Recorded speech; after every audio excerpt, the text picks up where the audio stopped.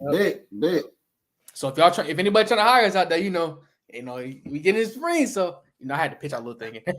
Hey, hey, hey. So first and foremost, now I'm not gonna bash the swag.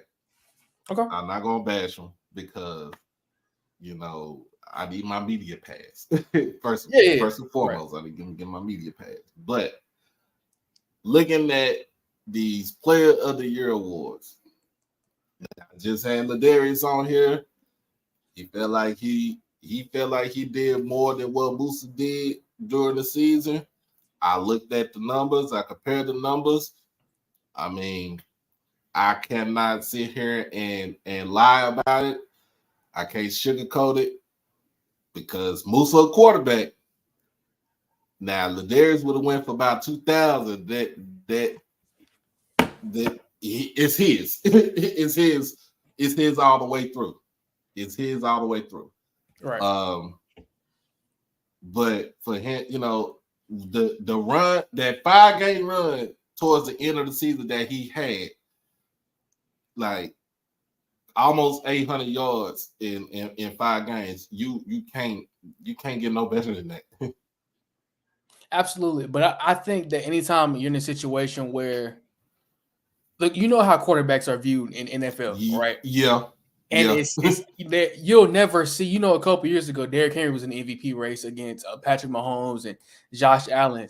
The quarterback is always gonna get the credit, no matter what, unless you Right. just putting up, like you said, 2,000 yards, and you just the reason. I mean, obviously, he was the reason that they had a couple wins, but the record also has something to do with that. It was the reason Right. he didn't get rewarded the award. And I will say this about the SWAC when it comes to the awards. They've been consistent over the last 2 years where they favor the team who has the best, like they favor best team over best player. Do I Right. agree with that?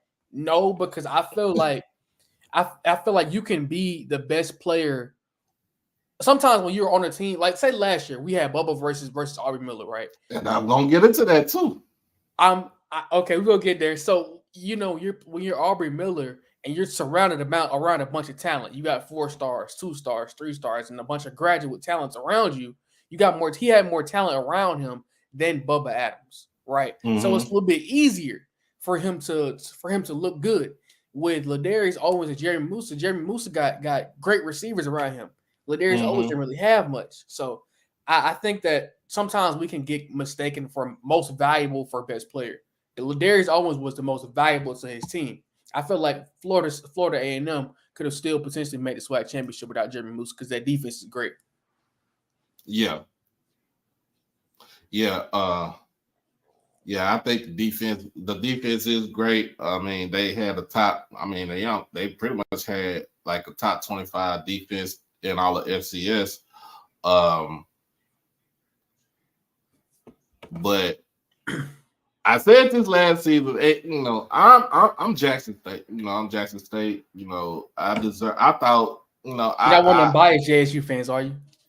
No, because I kind of I did a break. I had broken down last season between him and Bubba, and I felt like in a sense I'm like, well, Bubba could have got it. Bubba should have got it because he put up more numbers and he was on like the third best defense in the SWAC. So, right. But looking at it this year. I'm not putting no slack off of Isaiah Major. I'm not taking nothing away from him. That young man went out there, he balled out this year. But ain't no way in the world that this man gets slighted again. Like right. he gets slighted again. And not just saying getting slighted, looking at his numbers, comparing his numbers to Isaiah, his numbers was way better. And the best thing about Bubba is his sack total went up this season than it was from last season because he only had 1 sack last year, and they didn't look for him to pressure the quarterback. You looked at Bubba like stop the run. You know what I'm saying? If you get in the back, stop the run. tackles for loss, and just go out there and make a bunch of tackles. He's good sideline to sideline. He can read. He reads the quarterback's eyes. He can read the running back's eyes. He knows what type of offense that they're running. Like the only weakness Bubba got in his game is he isn't a great pass coverage. That's it. Pass coverage, yeah, that's it. But I think this season he got better in that. I remember he told me, he's like, man, I want to get better in pass coverage, and I think he did get better in pass coverage this season overall. But he got to the quarterback 4 times this year. He had he had like 12, 13 tackles for losses this season. Had 128 tackles total. Ain't no way in the world. I gotta give it to him. And I understand, like you said, most awards, most of the Player of the Year awards are gonna go towards players that are on the best teams, that the team that has the best record. But let's just say, because Bama State just improved from last season. Under last season, under Eddie Roberts' first year, they improved by 3 games? Well, we improved by 1 game, but 1 game. Okay, that 5-game winning streak felt like a huge difference in from last season. So I mean, and I'm just saying, like, come on, man, y'all got to give my boy some love, man. Come on, 2 years in a row, and Bubba seen it, and I seen it. He's on Twitter. He's like, he had his hand over his face. Yeah. I mean, hand over his face. But like I said, one thing I will say, and I disagree with the award as a whole, is they've been consistent over the last 2 years, going to the team with the best record. Mm-hmm. But how can you? I mean, what else can Bubba do? What else can he do? You're talking about over 100 tackles, but by far one of the best running backs in the whole thing. And we're just, best linebackers in the whole country, and FCS at that. So, Mm-hmm. What else can he do? Like, he has by far cleared everyone in the SWAC and tackles for loss. And I just feel like Bubba. What's up, Kendall? I miss you, man. What's up, y'all? Sorry, I'm late. I just feel like Bubba doesn't get his just due, and I'm gonna hit at something, and me and Kendall gonna talk about it tomorrow. I just want you to look at the color of Kendall's shirt, and that's the reason why.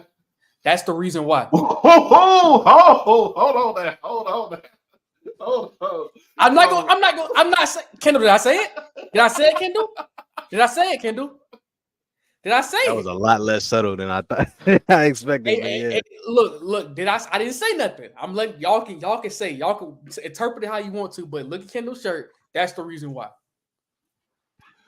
Man, that's crazy. That's crazy. I mean, look, I'm not gonna say nothing bad about. I'm not. Look, it doesn't. To me, it don't matter what color you are: black, white, Indian, Hispanic, whatever. It don't matter what ethnicity you are. If you go out there and play football, you go out there and play football. If you're good at what you do, you're good at what you do. And he's good at see-ball, see-ball, hit ball. That's it. That's why I see. That's the way I look at it. Like, just looking at the linebacker spot and playing the middle, the mic. What's his main job? If you're a middle linebacker, you're not really doing a lot other than the only other thing you have to do is go. You have to play. Go into pass coverage, cover a tight end. Of course, they're not going to. Coach Robinson is not going to exploit him to be on a receiver, an inside receiver. He's going to try to play the tight end, but his main thing is to play the run. And to me, you put and I ain't trying to be funny. You put him on another defense, like I'm not gonna say FAMU. I mean, bring him to Jackson. You put him on Jackson State defense. he makes everybody around him better. Thank you. Absolutely, 100%, 100%. He's the quarterback on defense. Like there was games that I truly felt, and this me and Kendall talked about this before. This was considered a down year for Bubba because I feel like he had a better year last year, and the way that he was able to. Do you realize that our defense was? Many could argue our defense was better than FAMU. It is. No. I 100% agree with you. Your defense is so much better than FAMU's. And because you also got to look at it. I'm going to cut you off real quick, but you also got to look at it in the sense of we made a lot of what was supposed to be top offenses look very, like I said this yesterday, look very pedestrian. Like Grambling, for instance. Grambling, they supposed to have this explosive offense. Early on in the game, like it wasn't okay, they took a couple of shots down the field, they got some momentum. It was no momentum. We stopped them dead in their tracks at the beginning of the game. Like we consistently did that over the 5-game winning streak, but also in the games that we won in general. And it's like, who's the leader of that defense? Bubba Adams. Like at some point, we got to start giving him his credit because otherwise, what are we doing? You just keep having one of the top defenses in the SWAC. He keeps being one of the best performers in the SWAC, and he just not gonna get nothing. But you know, he also wasn't given the preseason award. You gave it to Sunday Anderson, who is great in his own respect. Yeah. But Bubba's stats cleared everybody that you had potential. But do you want someone with potential, or do you want someone who's showing you something? Do you want the car that's gotten you through high school, or do you want the car that's iffy? It may or may not crank up. You go with good on reliable. Ain't nothing stylish about this. Exactly. Ain't nothing stylish about this. He's consistent. Kendall, I want things in my life like a brick wall. It's consistent. No, but to me, it's just the fact that like the defense was all around flying to the ball. I seen it when y'all even played us for our homecoming, in which Rob already said one of his premonitions came true. He wanted to see us for homecoming. He wanted to see us for homecoming. He got his wish. He beat us for homecoming. It was 2 out of 3. It's just that the man up in Siberia, America, that's where he at. Right. But he did what he said what he said. He did what he did. Your defense, it got better. Adrian Maddox on one side, Mikey Victor on another side, which I feel like Mikey could have been first team all absolutely. Defense on the absolutely. I looked at that list last night. I was like, look, dude, we all was on here. I got some questions that need to be answered. Like, what is up? Because I'm looking at like, let's say for this, Jackson State, our secondary, right? We led the nation in interceptions with 17. The man that led our team in interceptions did not get a first or second team ballot on either one.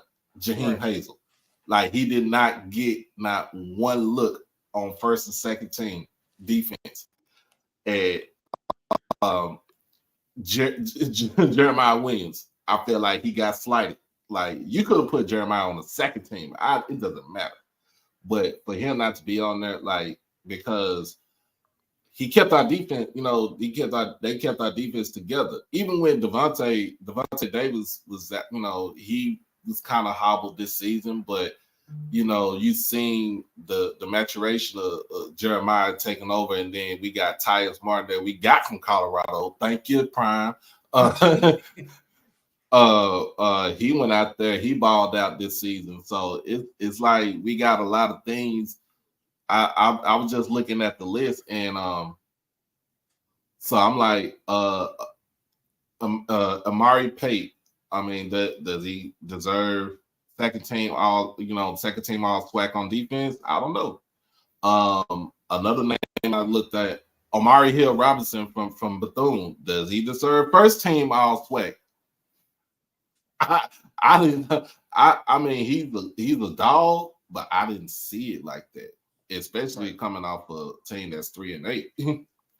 And I also feel like this, and this is to a lesser degree because the bubble one was just outrageous.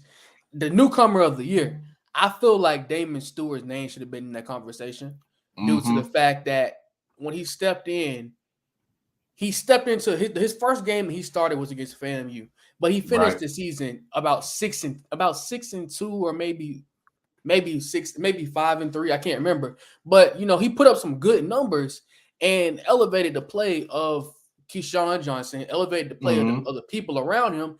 And I just feel like he should have got more credit. But to each his own. It's Bama State versus the world. That's how I usually go. I also got a question for both of y'all too, though. At Yeah. what point, like, how much emphasis when you're doing these awards, how much emphasis do you put on reason for team success?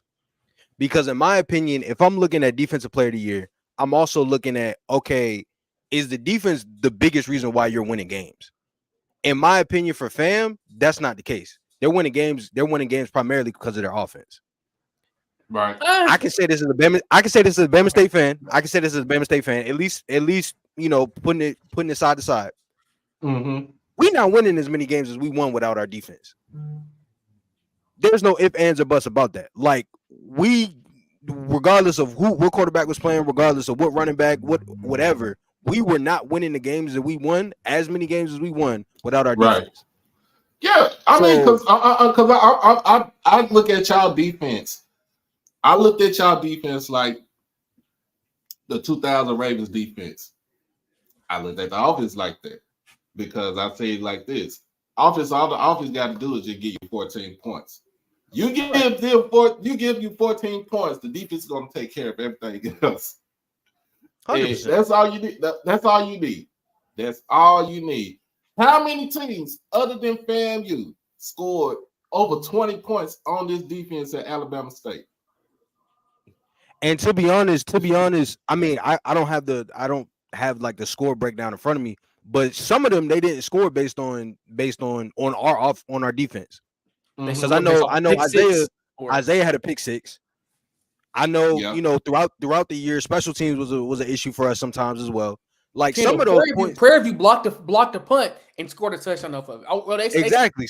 They blocked the punt and scored on the 1 yard line. So some of those points you also got put in perspective as well. If you're gonna say, all right, well, they scored this amount of points on this defense. That's for every team, but I think especially for us. But I'm just like this. Other than FAMU and then the Prairie View game, because Prairie View did score 21. I looked at it. Y'all scored 24. We only had 19. The homecoming, like 19 points. And then we fumbled the ball like 4 times. So, you know what I'm saying? We were to us, we was our own worst enemy. And y'all put crazy pressure on the quarterback. So did we deserve to lose the game? I feel like we should have won the game, but did we deserve it? Yeah, because of the way that we played. The turnovers killed us. Because if you really think about this, if we would have won the game, you would hear about it. We could have had an 8-3 season because I mean, with the Alcorn game, it could have went either way. It went their way, it went their way this year. But you still would have been said like, okay, TC got an 8-3 record. See what they can do in the playoffs. But to each his own. So I got a question. Do you think that y'all would have beat us? You think y'all would have beat us if y'all would have had Morgan in that quarterback the whole game? Yep. It'd have been closer than what it was. Mm-hmm. It would have been closer. Because Morgan at quarterback with Irv in the backfield, that'll be nasty. But that defense would have worked. You know what I'm saying? Yeah, that defense would have worked against this offense. Like it was gonna be a clash, and that's what we saw. Like even when we saw last season, during y'all homecoming game when we played y'all, like it was a clash. It was y'all defense versus our offense, and Can you stop Shador? Y'all had a great game plan to get him off his spot. It was just bounce of the ball here and there, and we won the game. But the game was ugly. I think I'm gonna be honest. I think that people look at that game last year against when we played y'all for our homecoming, and they look at it as JSU dominated ASU. That wasn't. If you really paid attention to the game, that wasn't the case. Nah, it wasn't the case. They won, but it, like you said, it was an ugly game. And I think that's been the recipe for Coach Robinson, our defense. Every time we face a high-powered offense, we're just looking to make the game ugly because we know we can't win the shootout. If you come out there and get up on us 14-0, 9 times out of 10, the game is possibly over unless we get a special teams return. And that's another issue I had with the awards list. Robert McMahon should have been on the first team special teams. That is the best punt return in the SWAC, and it's not close. Because our special teams won us so many games, and people do not realize it. Mm-hmm. So, but yeah, those was superlatives. Newcomer of the year, Jace Wilson. Shout out to him transferring in from Furman for Texas Southern. It could have went both ways. I kind of would have leaned towards Damon Stewart because he did light it, he did light it up, and for the whole season. We was kind of wondering when Coach E-Rob was gonna make that switch to Demetrius Davis, and no shot against my man Demetrius, but we was like, man, we ain't gonna make that switch. We ain't gonna make that switch because he make that switch. I think we win the game right here, but he didn't. He stuck to his guns with Stewart, and he did what he did. And I think y'all do have a quarterback. Y'all have a quarterback to look forward to from now on. Is he like a Darnell Kennedy or Tavares Jackson?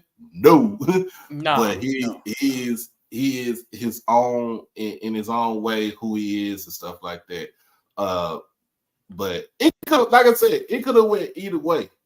I could have went with Stewart as newcomer of the year. Other than that, Keyshawn Johnson, he's where do y'all That's pick the best him up? receiver? That is the best receiver. We just Kendall he should just have been on that list twice. That is the best receiver I have ever seen with my own two eyes at Alabama State. Like, I don't know where he's from. Birmingham, my hometown, out of Ramsey High School. The interesting thing about Keyshawn only played 2 years of high school football. Dang. 2 years of high school football. He was his main focus was basketball. So to see his progression, we always knew he had a little bit of he had some potential because he would give you big gains here and there throughout his first 3 years at ASU. But to finally give him the ball, and I still feel like he didn't get enough touches and enough targets. And if we had a more, because like you said, Damon Stewart is not Darnell Kennedy, he's not Tavares Jackson. If you were to have given him, this is reaching a lot by far, Jeremy Musa or Shador Sanders throughout his collegiate career, it's no telling. He put up 976 yards in an incompetent offense. What do you think he's doing that with an actual offense with a great scheme for him? But I also think, you just touched on it a little bit. The scheme too. We've talked about like the way that Bama State plays. Bama State is a dirty team. We win in the trenches, we lose in the trenches. That's how we've always played. And so like when this has been the first year I've been watching this play closely for 4 years. This is the first year where I've seen us really spread the ball out. And Dame even said that. Dame has said that on multiple occasions that the coordinator and the quarterback's coach, like, they're letting us spread the ball out more. And you can see that with Keyshawn getting as many attempts as he got. Now, I will say one thing about our wide receiving core is that they were a lot deeper than I think they got an opportunity to show this season. And you saw that, especially in the last 2 games with the emergence of Tyree Saunders against Prairie View, and then, the other guys getting involved because Keyshawn didn't play against Tuskegee. Like, they had that talent. I don't think that we utilized them as much as we could have. But, when you got a guy like Keyshawn Johnson, you got to get him the ball. So I understand on that point. Keyshawn is a true number one. And there's no mistake that him and Bubba were the same number. Well, you know what? I love having friends like y'all and BJ Jones. My man said Alabama State, y'all had the fourth best total defense in the nation. Fourth best defense in the nation. It don't get no better than that. That's credit to Coach Ryan Lewis, Coach Gresham. They coached those guys up, and it was interesting to see because we didn't start the season off amazing defensively. We progressively got better, and I feel like that game that when we beat y'all after our 3-game losing streak, that was the turning point for us because that's when we gained confidence. Because okay, we're a young team, we can go on the road and play and beat Jackson State on their homecoming. Oh, it's up, and you know that's what inspired the rest of the season, in my opinion. Yeah, And I mean, I've been saying this. I've been saying this for a while too. You know, Jackson State and FAMU. Like those are the two games that you got to win in order for you to compete for a SWAC championship. In order for you to be at that echelon where everybody wants to be at. In order for you to possibly play in the Celebration Bowl. So I mean, beating Jackson State was a morale booster for sure. But I think it also showed us like, all right, we can build on this because you lose the Miles, you lose the fam. And then you lose the Alcorn 3 times, like 3 in a row. It's like, yo, that's a tough thing to get over, especially early on in the season too. So I think we bounced back as good as I think any team could have in that situation.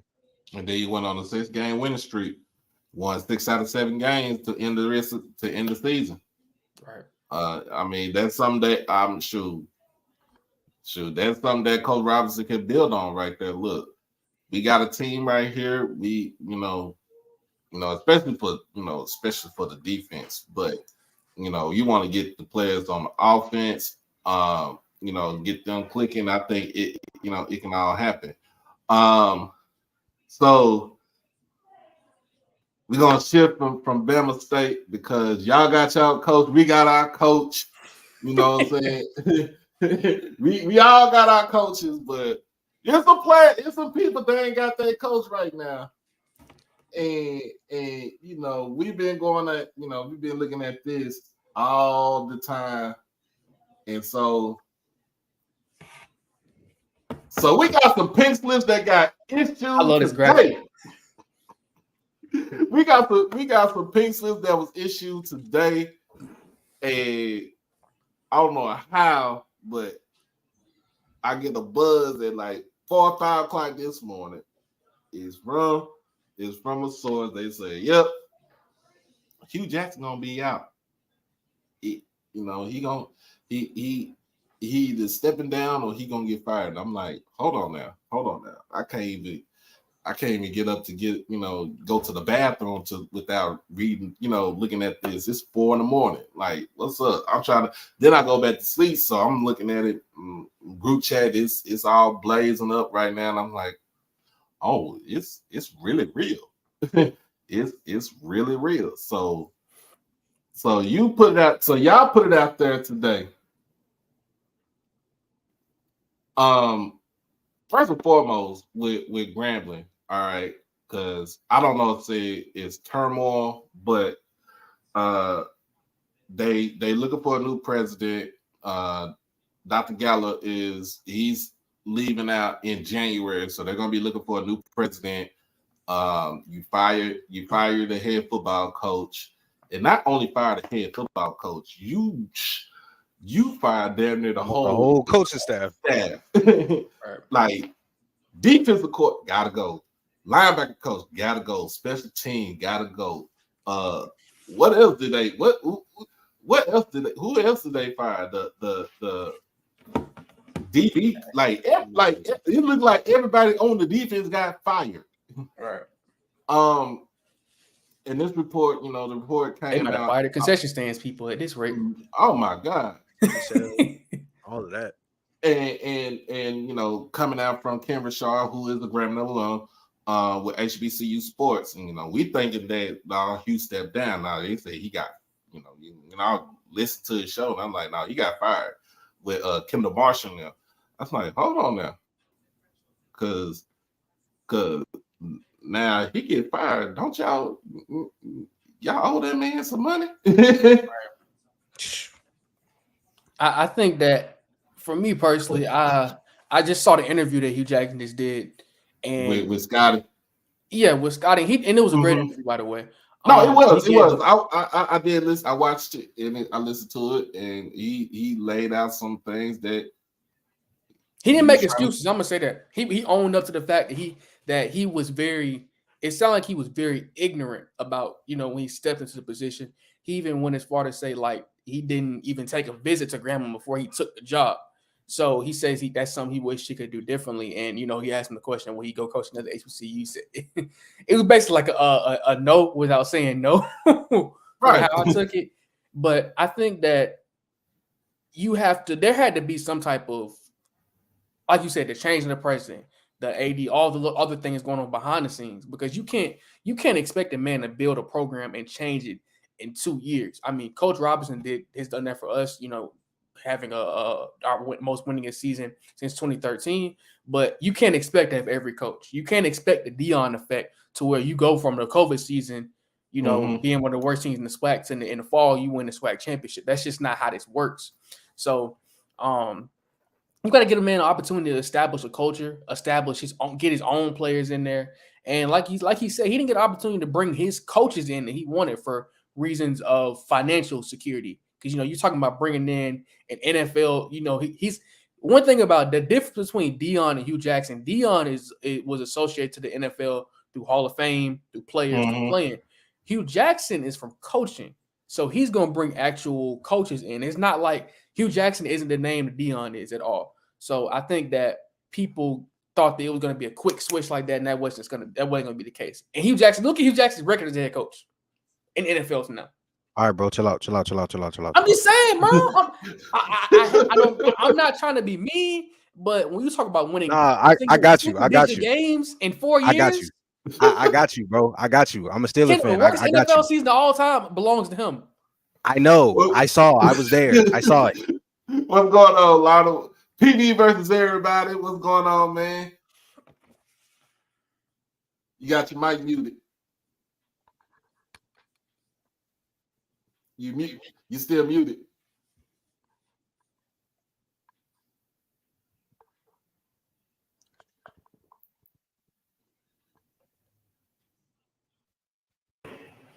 Yo. You hear me now? Oh, yeah, we can hear you now. What's going on, man? PV versus everybody. What's going on, man? What's going on, man? Just chilling. Seeing all the craziness in the HBCU Twitter streets. First of all, congratulations to the Prairie View Panthers for making the SWAC championship game, representing Texas as always. Even though we gonna get y'all next season. Yeah, y'all should be added to the schedule next year, so it should be dope having Jackson on again. So, but yeah. So I'm excited about that this weekend. Appreciate them Bama State boys from coming through. It was a really good game. This past game, like you said, on the show we talked about it. It really was, to me, it was special teams. Really, that's what won the game to me for us at the end of the day. Everything else was pretty even across the board. But that special teams play at the beginning of the game, I think really at the end of the day, really was the deciding factor. And really them just not being able to punch it in, when we got to the red zone, because they moved the ball pretty well, through the air. So, yeah. So, yep. So we are, you already know what the headline dominated by Hugh Jackson getting fired from Grambling, which, that to me, I just felt like, I'm sorry to say this, Dr. Trevion Scott, you did not give this man his due diligence, his due time to get that program back to where it was. You cannot follow the microwave success that Dion had with Jackson State and try to duplicate it with what you're doing at Grambling. And to me, like when you look at Hugh Jackson, as far as on the coaching standpoint, you have to look at it to like through a lens. On one side, he had a lot of kids on the team that Fobbs brought in. Fobbs was the last head coach before Hugh got there. So he has to cycle through those kids from from the Fobbs era in order to see his actual, to see the program go to the way that he sees that it, sees fit. Another thing that you gonna lose now since you let this man go is that California pipeline. That was a big thing right there because it was a lot of kids, especially from Poly, Long Beach Poly, which is, y'all know, it's a national powerhouse in high school football. You got kids coming from there. They want to come to Grambling. Now, what's going to happen now? Because now, whoever you get as a head coach, you got to get back on that phone and say, hey, call these recruits like, hey, don't decommit, don't, you know what I'm saying? We got something in place. And I think what I'm thinking they said they're going to do is it John Simon is going to be the interim head coach right now? Which I don't know. It's too much stuff going on. When you think about Grambling, you thought, you're thinking about tradition, you think about prestige, you thinking about everybody thinking about the one man that was there for almost 60 years. You're not gonna get that no more. You would never, like I've been saying this from the jump. You will never get a coach that's going to be at a program 20, 30, 40, 50 years. It's not going to happen no more. All those guys are either retired or they passed away. But 2 years and he was improvement. Like you see the improvement of the program. It wasn't enough. What you think about it, Lionel? Well, first of all, I was gonna say, you say waiting on him to move on from the kids from the Fobbs area, but to me, like, what is, like, we saying that like Broderick Fobbs wasn't doing his thing at Grambling though. That's the first thing. It's almost as if we need to get away from the Fobbs era, as if Fobbs he coached for 8 years, I think 7 years. Yeah, 7, 8 years. Right? So, and he won what? I think he won SWAC 4 times. He went to two. No, was it? Yeah, 4 times. I went to 2 Celebration Bowls, right? Won one Celebration Bowl in 7 years. So even when we talk about getting away from the Fobbs era, Grambling trying to get back to the Fobbs era. That's really the reality of the situation. You know what I'm saying? But for me in general, I mean, it's good for us at PV. Listen, Southern in disarray, Grambling in disarray. I mean, hey, Texas Southern trying to find a coach. Listen, Alabama State, y'all, Jackson, FAMU, just gonna fight out the next 2-3 years. Do whatever y'all do in the East. We'll see y'all in a SWAC championship game. Hey, listen, because for me, like I always say, it's PV versus everybody. But it's, at the end of the day, to me, they didn't give him enough time, right? I mean, for what he was trying to build at Grambling, right? And I feel like that trajectory was going up. Yeah, the season end like they wanted to end, but he was moving on an upper trajectory, right? With the players he getting in, with the connections he was making for Grambling, period, point blank, right? You got to start there too, right?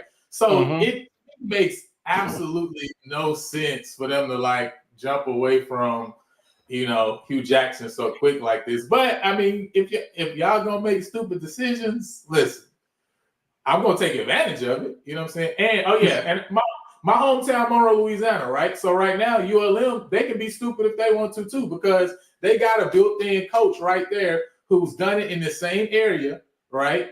So they can do right by Fobbs, right, and really give him an opportunity to run this ULM program, which is one of the it's not a well-funded program, right? But they can give him an opportunity because he's right there in their hands. But again, I'm from North Louisiana. Sometimes we don't do stuff that makes sense. So, I don't know what they're going to do either. But Grambling was tripping. Yeah. Y'all got anything to add on, man? Can I go ahead? Yeah, I mean, I think, like y'all said, two years isn't enough time. You you ask a coach to change a culture. That's what you hire a new coach for. Especially Mhm. if you've been losing, you got all of this stuff going on. You want a new coach to come in, change your culture. Changing the culture don't happen overnight. And I think another thing when we talk about like the Dion comparison or whatever, Dion also like he came in with a plan of like, all right, I know I got my sons, I got Mhm. my recruits coming in, I know what I got. Quarterback is a big position. I don't think there was any doubt in Dion's mind. As soon as he got that job, Shedeur Sanders is going to be my starting quarterback when I It start was winning games. already it was written in stone before he even set foot. Exactly. Hugh didn't get that opportunity. I mean, to be honest with you, I can't even remember the dude that was supposed to, because wasn't there? He had a quarterback at first that was Quincy supposed Casey. to be transferring in, didn't end up playing. And then this year he came in and got Miles. So like anytime we've seen that with us, we've seen that with a lot of other programs. You got to have a quarterback. He didn't even get a chance to really get a quarterback, or if he got Miles and Miles was going to be your quarterback moving forward, he didn't even really get an opportunity to play with him. Like you got all of these new ideas, you got all of these things that you're trying to get with him. You don't even get no opportunity with him. So I think when you think of Hugh Jackson's time at Grambling, you also got to think about the fact that you did not give the man an opportunity to establish a culture, to do what he needed to do, and then you just kick him out. So yeah, absolutely. I completely agree with y'all. He didn't get enough time. He should have been there longer. I think people get obsessed with like the microwavable. All right, we gonna win it. We gonna do this. We gonna do that. This and that is gonna happen in this year. This and that is gonna happen in that year. That would take time. I understand this is college football. I understand this is a business, but at the end of the day, you have to be patient with this stuff because ultimately, I got a question. This is a question for y'all. Ultimately, who are you gonna hire? You gonna hire another big name and expect them to change the culture in a year and a half, or are you going to take some time and be patient, which you could have did with you anyway? Exactly. So when you look at it, there's still some coaches that's out there right now. One name that Kim Rashad put out there was Rod Milstead. He was the head coach over at Delaware State, and he was kind of like in the same situation at Dale State with the not enough funding for the football team, but he made away with what he had. And he was unceremoniously let go last season. You're looking at the big fish out there. Basically, first of all, is Black Thanos, aka Chennis Berry, over at Benedict.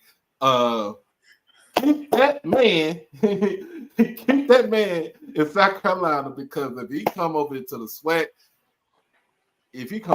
oh my God, he'll tear it all up. You got them, Trey Oliver is a name that people been looking at. You got Anton Sewell for Morgan State, the defensive coordinator. And of course, y'all know, what he was at Bama State too, was he? He was at Bama State. Yeah. So his name popping. Courtney Cord, his name is popping from North Carolina Central. Another person I'm looking at that might be ready is Matt Leone, who's the offensive coordinator for Central.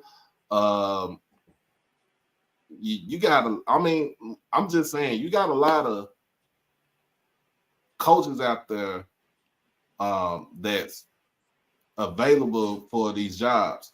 Like you said, SWAC West, 4 out of the 6 teams don't have a head coach right now. 4 out of the 6 teams in the SWAC West don't have a head coach. If my co-host Mr. Ford was on here, and Lonnie, you was here. I think you was on here before, where he fired. He's like he was gonna fire the whole division as far as head coaches go. And just to think about it, I think the word was prophetic, because he done said what he said. Like, look, he said Dooley needed to be gone. He's like, Hugh Jackson might not be here for long. We've already said about Clarence McKinney. And that's 3 right there. So Grambling, Southern, Texas Southern. And then don't know about Alcorn, because hey, McNair, he was playing. You know, he was coaching on his final on this last year, his deal. So you don't know about that right there. So I just want to say, McKinney at Texas Southern getting to finish out his contract and Hugh Jackson not being able to is kind of insane to me. I just want to say, That's crazy. Ain't lying. That's crazy. That's crazy. But You know, and Dooley didn't get to finish out his contract either. that's another firing that was kind of questionable to me and Kendall because, like, Yeah, make he that just make went to the sense to SWAC me. championship last year. He didn't win, but he was there. But I would say like 2 years. I mean, technically, right? When you think about it, 2 years in a row. Right. with Prairie View, What, 12 and 10? His at Southern, yes, Yeah. he was 12 and 10. He's at Prairie View. Cause you gotta realize when Willie had the team at Prairie View, Willie had the team for success. He gave, you know what I'm saying, they hired Dooley because Dooley was on the staff. When Dooley got the team, it felt like the team kind of, you know, you still had some success, but it kind of regressed. And then you see in 21, I wouldn't say they backdoor, you know, would you say you backdoor yourself into the SWAC championship game? I mean, I wouldn't say that. I think y'all won. I think because y'all won the division outright. Yeah, and in that year, but I mean, at the end of the day, I mean, I don't really use those terminologies at the end of the day. Listen, you either get in or you don't get in. Right. So. And then he goes to Southern because I think when in that championship game, his mind wasn't even on the game. His mind was going down to Baton Rouge. I'm gonna be 100 with y'all. His mind was already in Baton Rouge. His mind was in New Orleans trying to figure out who he gonna get. We supposed to be talking about 2023. Why are we talking about 2021? Because it means all up to this. Because he regressed when he got to Southern. He regressed when he got to Southern. It's like, dude, what did you do? The issue that you had with the QB in 22 is the same thing you had in 23. Yeah, that's true. That's true. Yeah, that's facts. Look, Blood, I'm not gonna say anything. I can't say nothing bad about Harold Blood. I mean, he's a phenomenal kid. You know what I'm saying? But you had a better quarterback than him that was sitting on the bench. That came from Grambling. Come on, Noah Bowden. See, and that's another thing. Get back to the Hugh Jackson situation, and I don't know if anybody seen the interview I did with Bruce Eugene earlier this year. Like he sent that kid down there from New York to Louisiana to make a name for himself to get the team because he trusts and he sent him down there with Fobbs. He played 4 games with him. Hugh Jackson come in, he didn't even get a look. He transfers. You seen him in the Bayou Classic, he balled out. So they just, you know, to me, I don't know. I with Dooley, I don't know what he does with QB talent because that's 2 years in a row where you screwed up the quarterback decision. Can I say this? Go ahead. This is really, I feel like this is just a microcosm of the reality of the conversation that you or the question you asked in general. Because even 2 years ago, when I had a conversation with my dad, it's just like, listen, right now when Deion came in as a lightning rod, it's like as a SWAC, MEAC, SIAC, whatever, you can try to do it one or two ways. You either go this Deion route or you can go this Buddy Pugh route. You know what I'm saying? And it's like, what's your university? Where are you based? Which route do you think is best for you? And I remember back then when I was having a conversation, like, you know, because I'm from North Louisiana, Grambling area, used to go to all Grambling games, Jackson State, Alcorn, right? So I'm like, listen, at PV, we can't go to Deion route. You know what I'm saying? We'll be more closer to the Buddy Pugh route, right? Mm-hmm. And when you talk about, I think Blue mentioned it earlier, the issue that we talk about with all these schools in the SWAC at the end of the day is who got a quarterback that could get the job done. That's it. So when you come in with Shedeur Sanders, if they don't have Shedeur Sanders, let's just be real, right? If y'all don't have Shedeur Sanders, Y'all not going undefeated them 2 years in the SWAC. It's not happening. believe- Y'all may still win the SWAC, right? But I'm just saying, y'all not going undefeated like that. Shadur covered all the ills. You see what I'm saying? We talk about this year, Jeremy Musa, for all that, FAMU has given to him, right? He's been the best quarterback consistently this year. I would say Aaron Allen, to me, he's my number 2, right? But he's consistent, right? And when Aaron Allen got the rolling, what happened with Alcorn? They got to rolling. They got the right? rolling. I think Aaron Allen. thing. To me, I'm gonna be real with you. I'm gonna be real with all y'all. I think Aaron Allen is the better QB than Jeremy Musa. I said this back in September Yeah, because I definitely, when they played us, right? Yeah. And this is, I think I go based off of what you did against our defense, because I feel like our defense was the best in the SWAC. Aaron Allen picked our defense apart, up and down the field. And Jeremy Musa, I mean, he scored his points for sure, but it wasn't with ease. It wasn't like, I'm just better than y'all. We got the better team talent wise. But Aaron Allen was definitely the better quarterback to me. But I want to go back to a point y'all talked about. We're going to Dion route. Yeah. I think that people take the Dion route for granted because there's only one Dion. When Dion left, he was like, I gave y'all the game plan, but you don't. I gave y'all the game plan to be successful. I gave TC the game plan, and I gave HPs the game plan. But you're Deion Sanders in the day. You are like you're with the Michael Jordans, the LeBron James. It's only one Deion Sanders.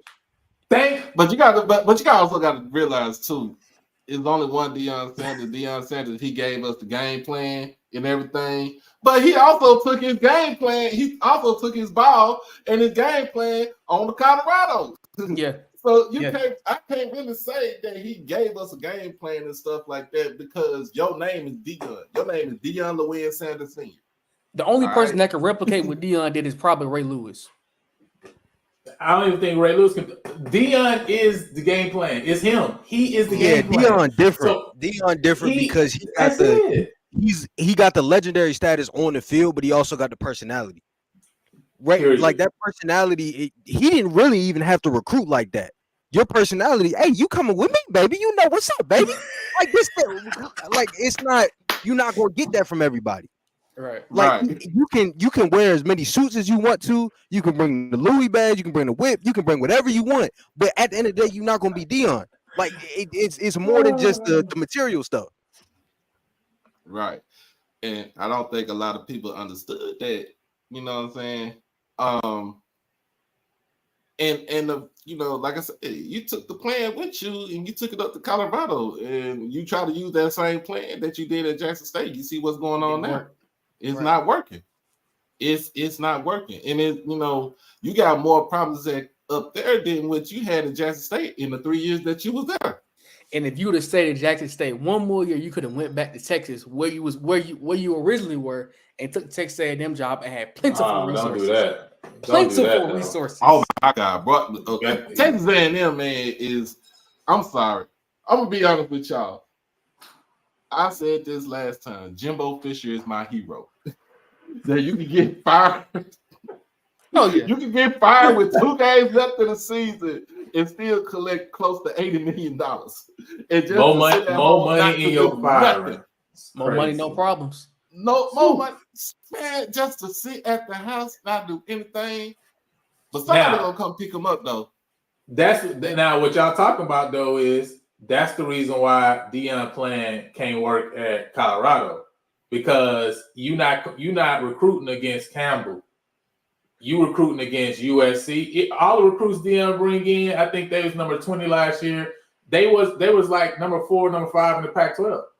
You see what I'm saying? So it's like even with Deion being Deion, well now you're competing against USC.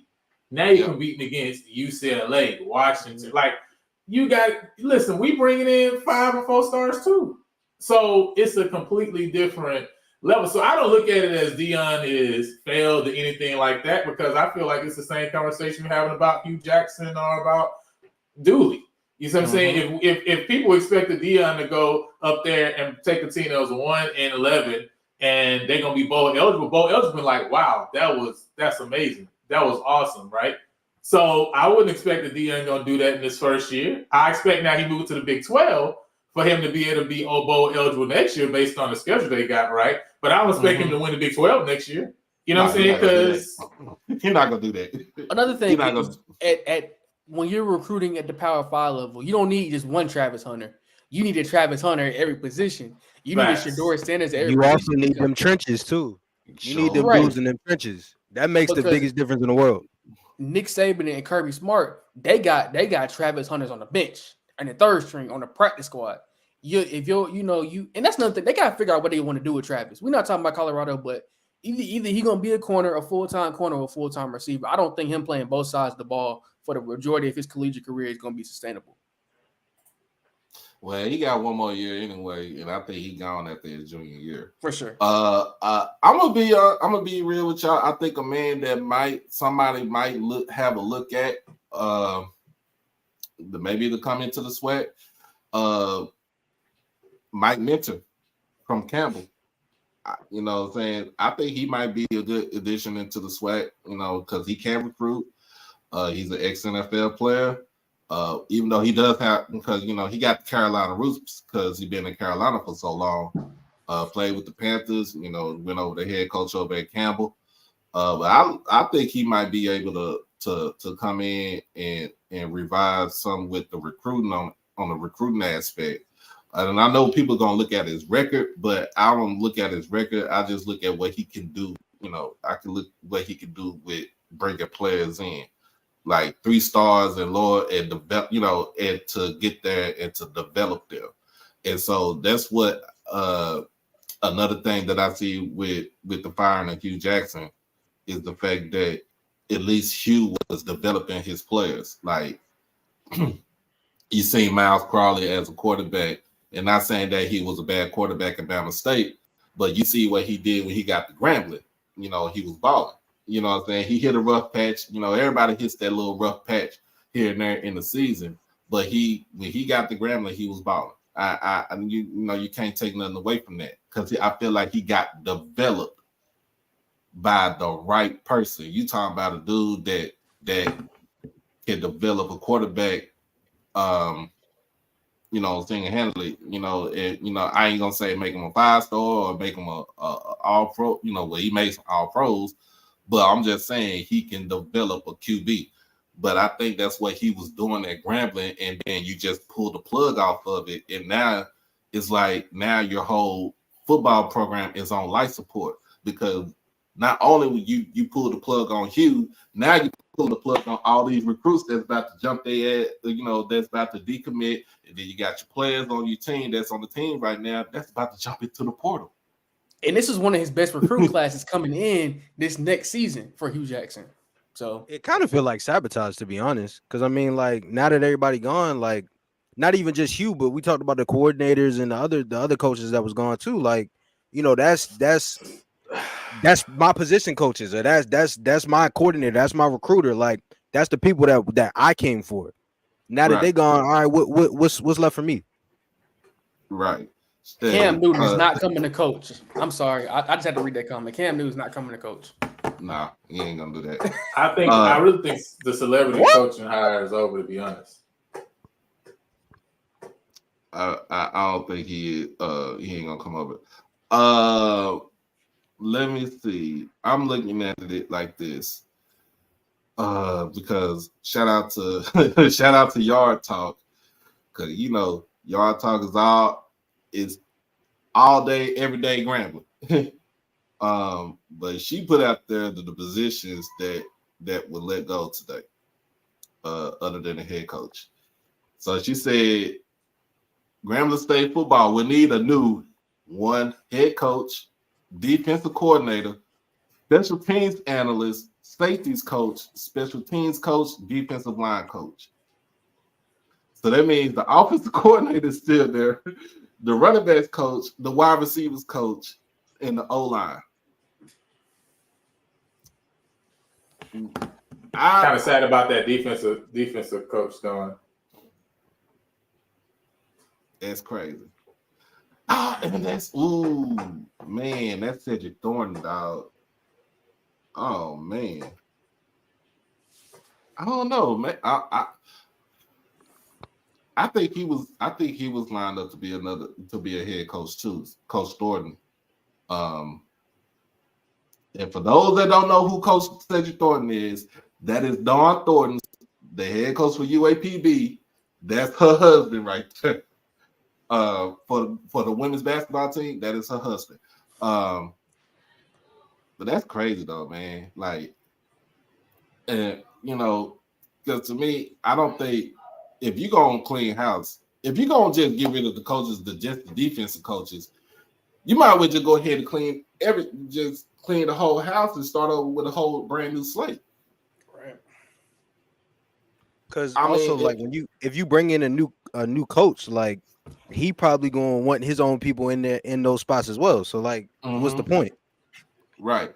Now I would leave at least two, like bring two back from the previous staff because they gotta have somewhere where you get what I'm saying? Like they know the lay of the land. Right. I mean, you got to also think some of these coaches, they may be looking at leaving based on who has been a big pool on recruiting certain players that's still there too, right? Because you're right, they are going to lose some people in the portal, but you want to mitigate those losses too, right, as well, and keep some players so that way it's not really a major, you don't have major turnover to where you're completely starting over at the end of the day. So that may also be another conversation that John Simon had with, saying AD there to say, hey, I want to keep these coaches on based on these players that got a connection with those specific position coaches too. Now I got a question for y'all. Do y'all, if you're Miles Crawley and you just transferred from ASU where they got a new coach after staying there for the 3 years, for your senior year, are you transferring? Did he graduate? That's the first thing. That's the first thing you're looking at. Did he graduate? I'm not sure. Is he coming in as a grad? Is he leaving out as a grad transfer? Because he was at Bama State. Did he graduate from Bama State or he just left out? He just left out. Okay. So first thing first is he going to graduate? Because even though the coach got fired, he already used his one freebie for transferring. Because if you transfer again, you're gonna have to sit out, and then it's gonna be all for nothing. You're right. But if he's graduating, let's just say if he's graduating in the spring, or he's graduating in next month.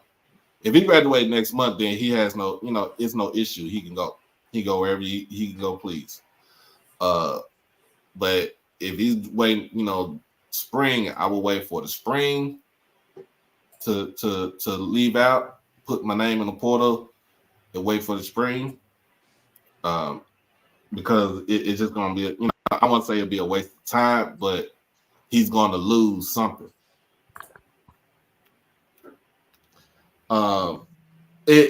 Somebody said, I thought you could transfer to coach's league. Well, you can, but because Miles had already transferred, he can't transfer and have immediate eligibility on the new team. So that's the only issue. Remember, the NCAA changed the rules up this past spring about the transfer rules. So because they knew, you knew with the transfer portal coming in that a lot of kids were going to cycle in and transfer, and they were going to go anywhere and everywhere. So it was going, it's like basically a free agency.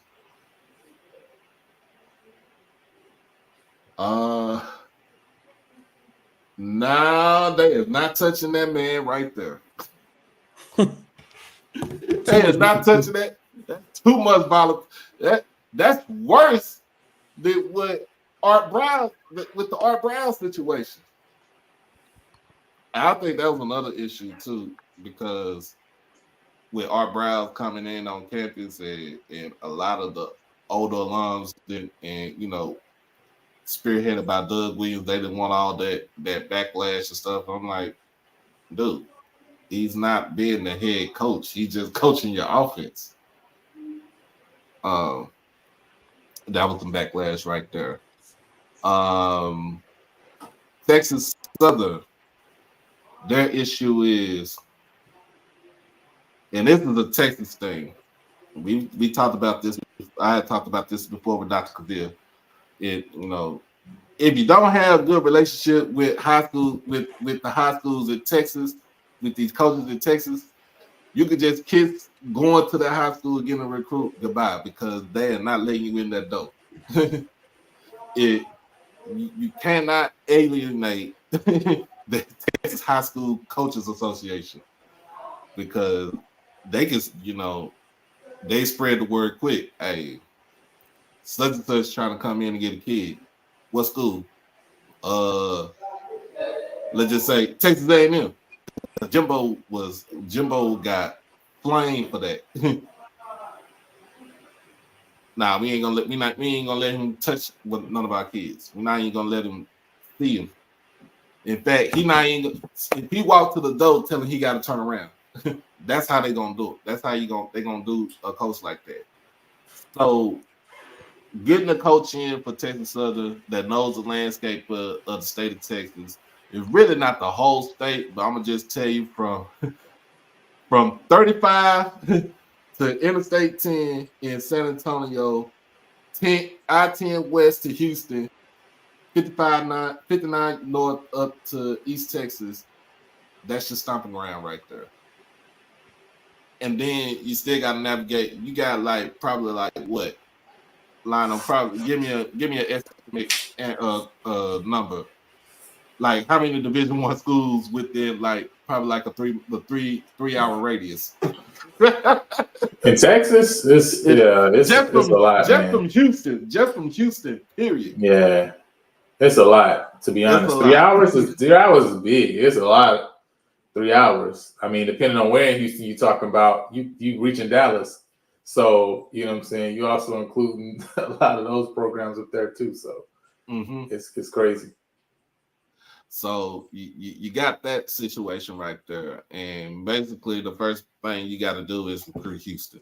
You got to get the kids coming. You got to get the Houston kids to stay home because those kids, once they finish their career in high school in Houston, they want to go somewhere else unless they go into the University of Houston, which is across the street.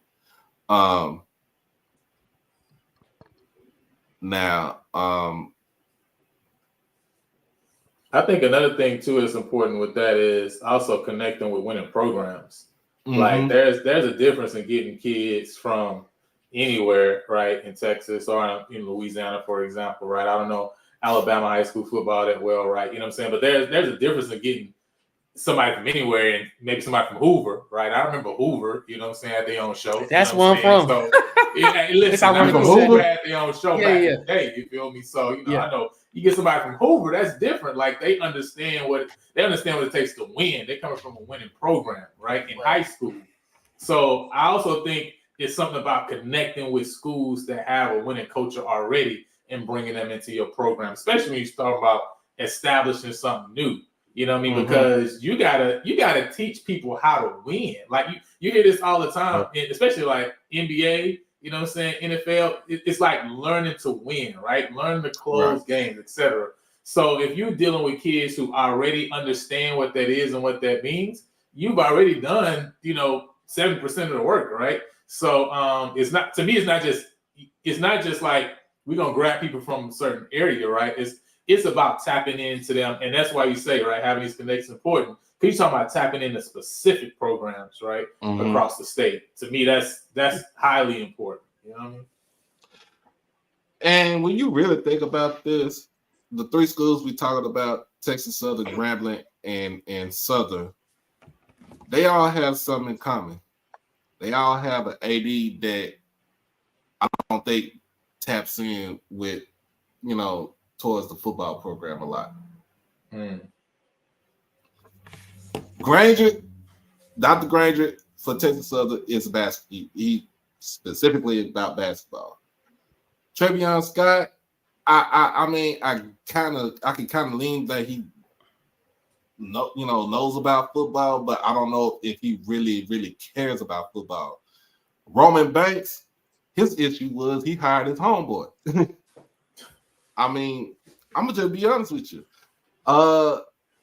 It's just those three ADs. It's like, do you care enough about winning?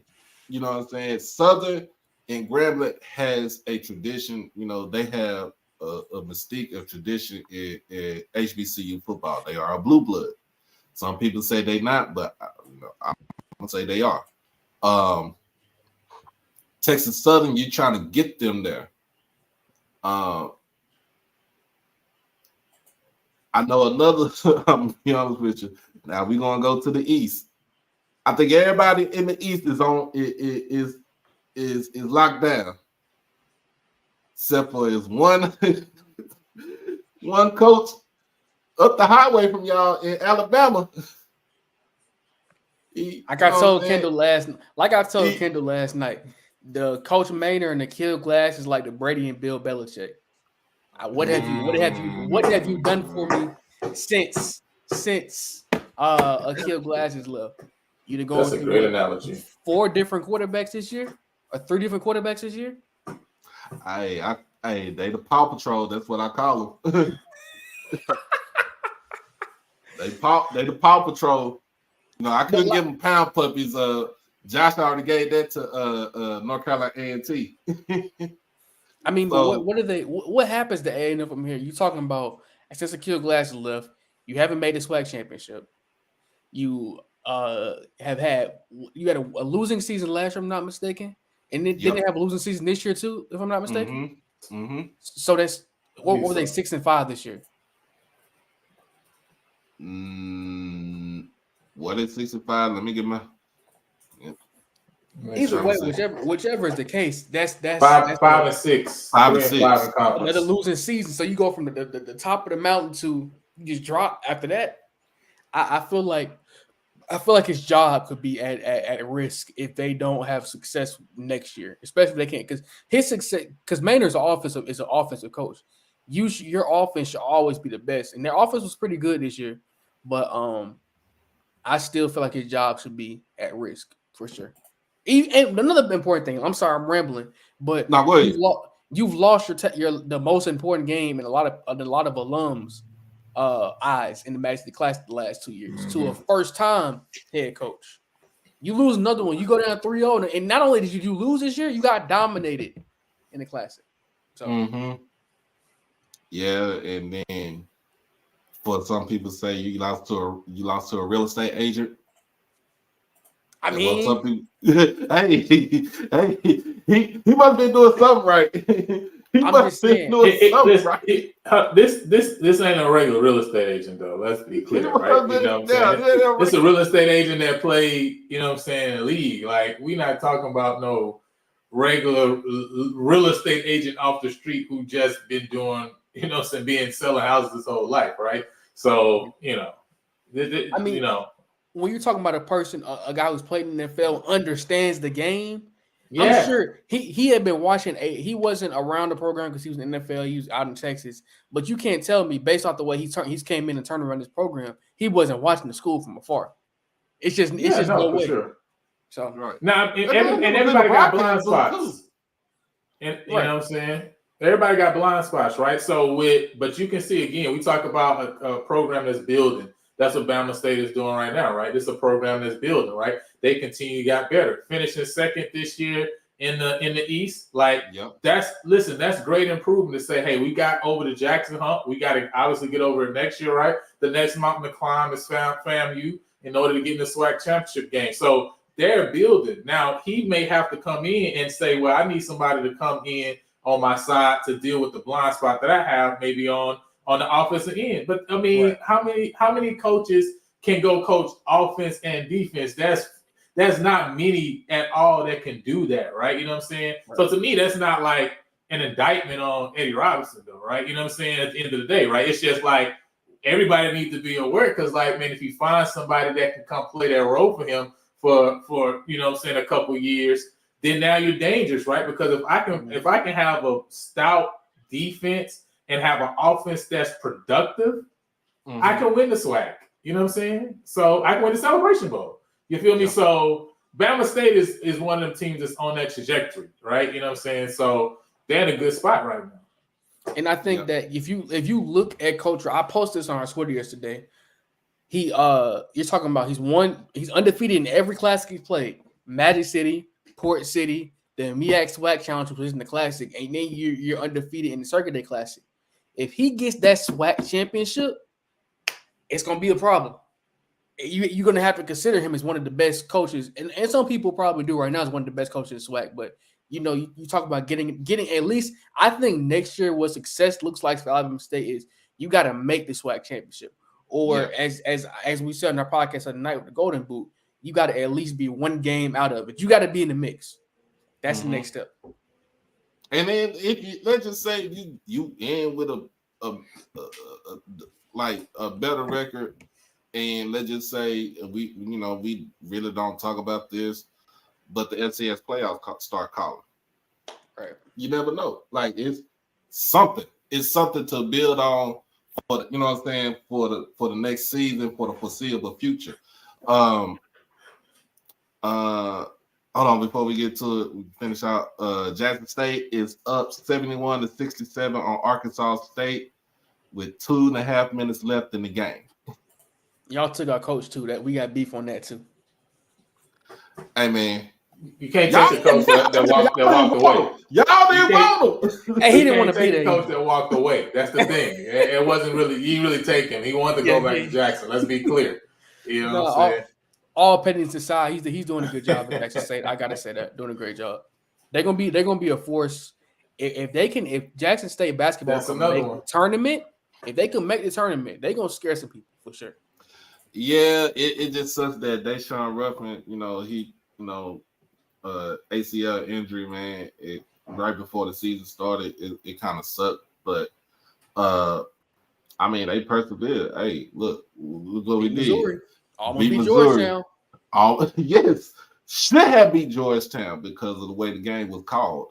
Mo has taken time too. That's another. Keep talking about these coaches, right? This is another example, right? This is what his year 3 at Jackson State. 2. Year 2.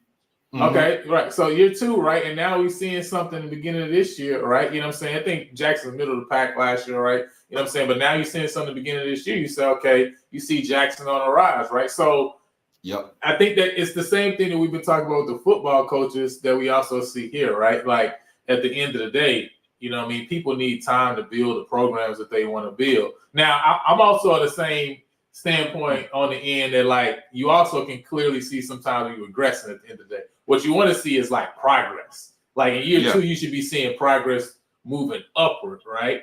You know what I mean? Like you talked about Dooley, you like, man, you look like Dooley's regressing.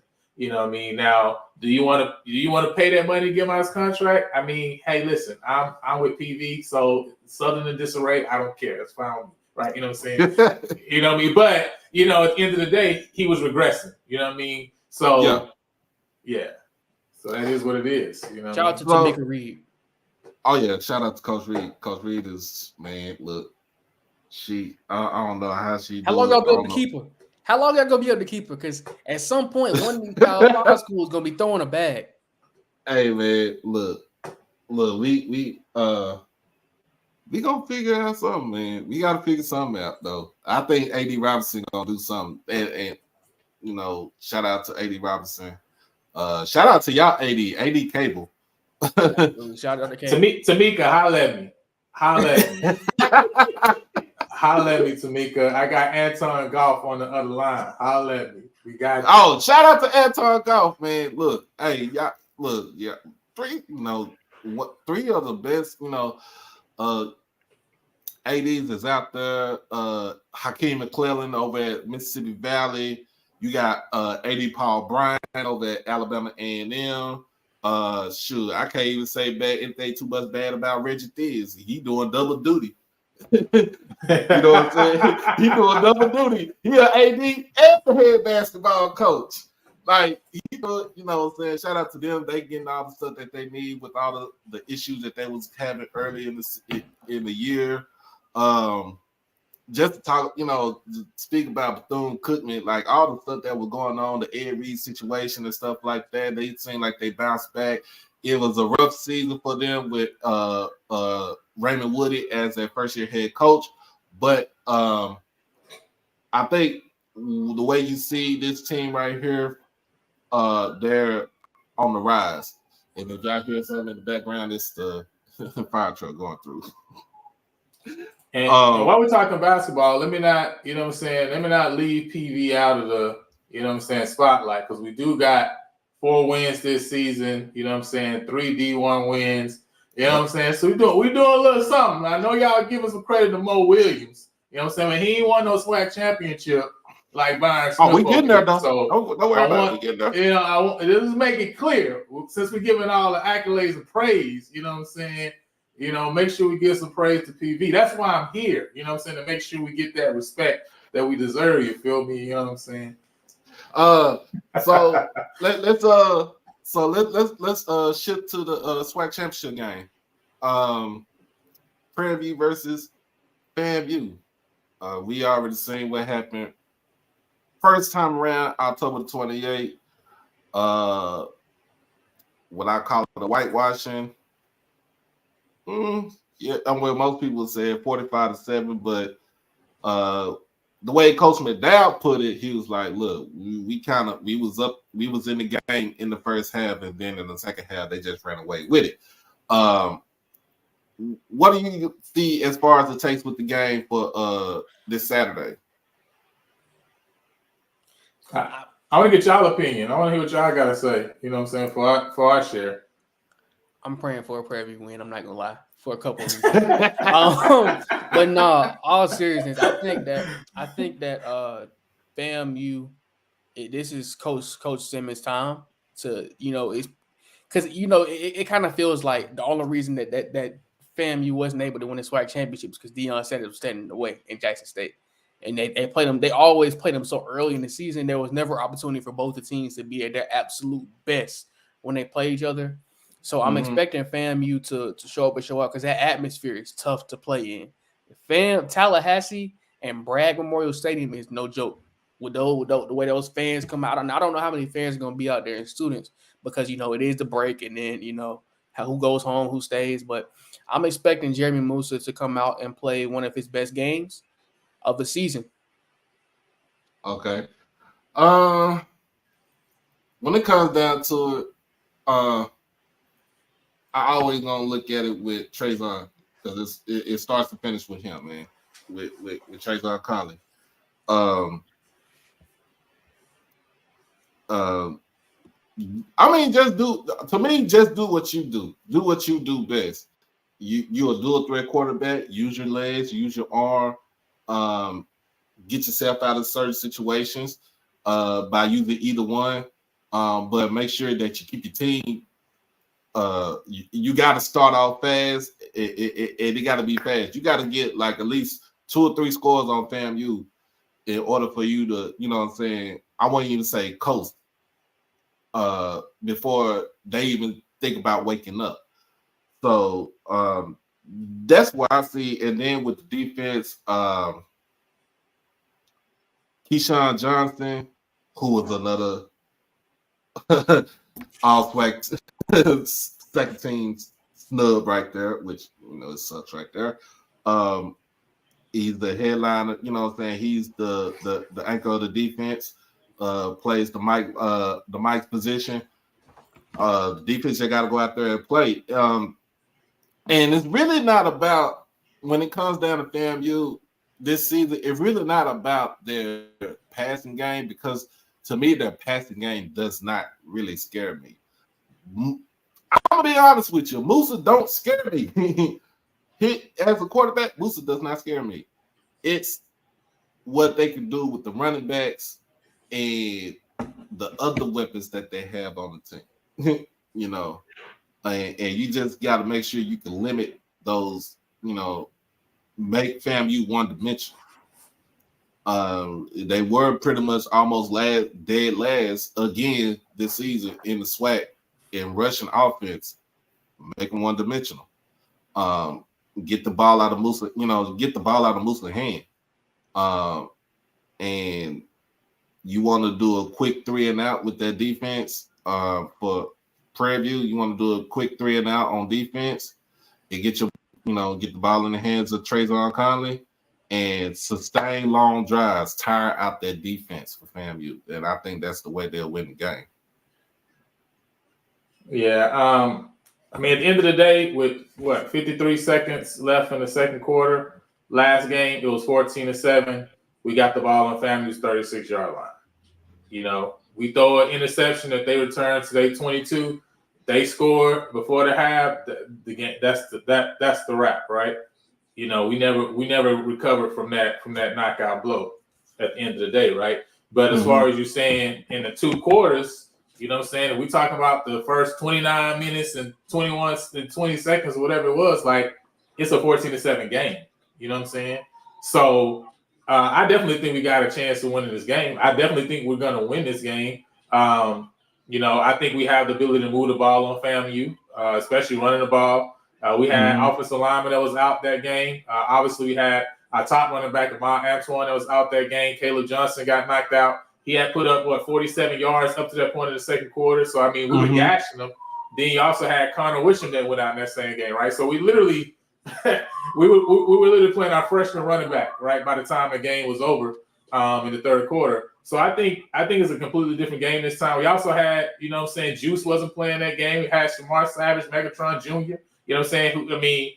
Keyshawn Johnson, this is another guy who's in that same, you know what I'm saying, that same type of weapon, right? We don't use him like Bama State use him, right? But he has that body type, that ability to make plays like that. But me, I don't want to see Conley running the ball.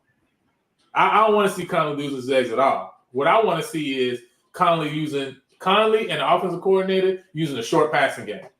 Because instead of Conley running, I want to see Juice Jenkins running, right? You know what I'm saying? Instead of Conley running, I want to see a screen pass to Samar Savage, right? That's what I would prefer, is to use a short passing game to extend the running game, which is only going to help what we want to do anyway, which is throw the ball over top, right? To Spiller, to Bloomfield, right? So to me, that's what I would prefer. And that's what I haven't seen us do consistently. So the 2 things that scares me about this game is just the passing. You know, our passing game and FAMU's passing game at the end of the day. Our front 7 is been balling the last, 5-6 games of the year. They've been playing very well. One snub that we have, which a part of it is on us, is because we ain't got the stats correct. And I know the SWAC, all they're doing is looking at stats. Well, they should be, because Bubba should have won, right? But anyway, supposedly that's all they do is look at stats. But Derek Ray Jr., he really has 8.5, 9 sacks, right? If you go back and look at the tape of the film, he's either number 1 or number 2 in sacks in the SWAC, right? He's only listed at 4, though.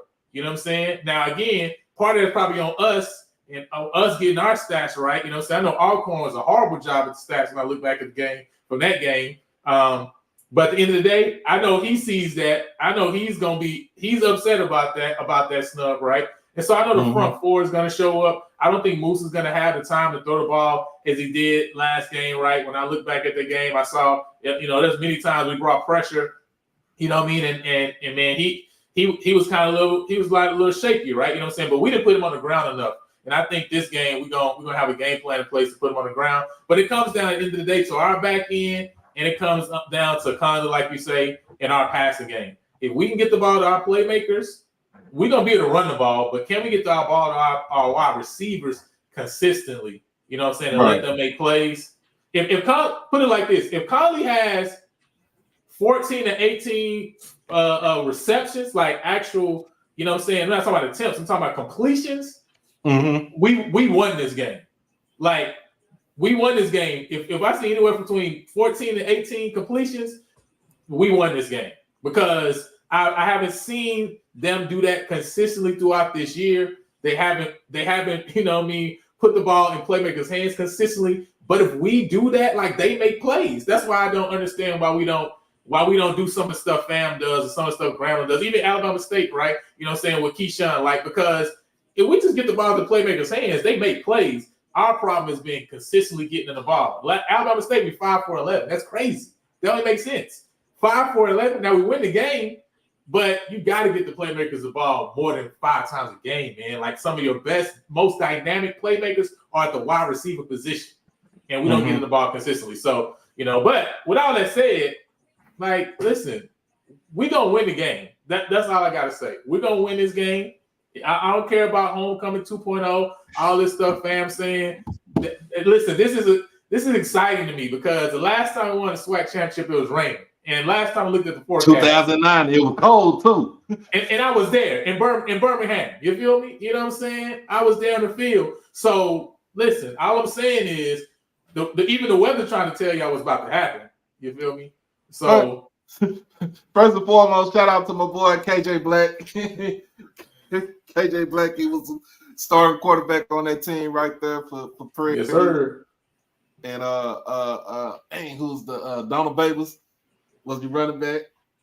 Yep. So that was a great time for Prairie View. Great team, man. And it, when it comes down to it, I know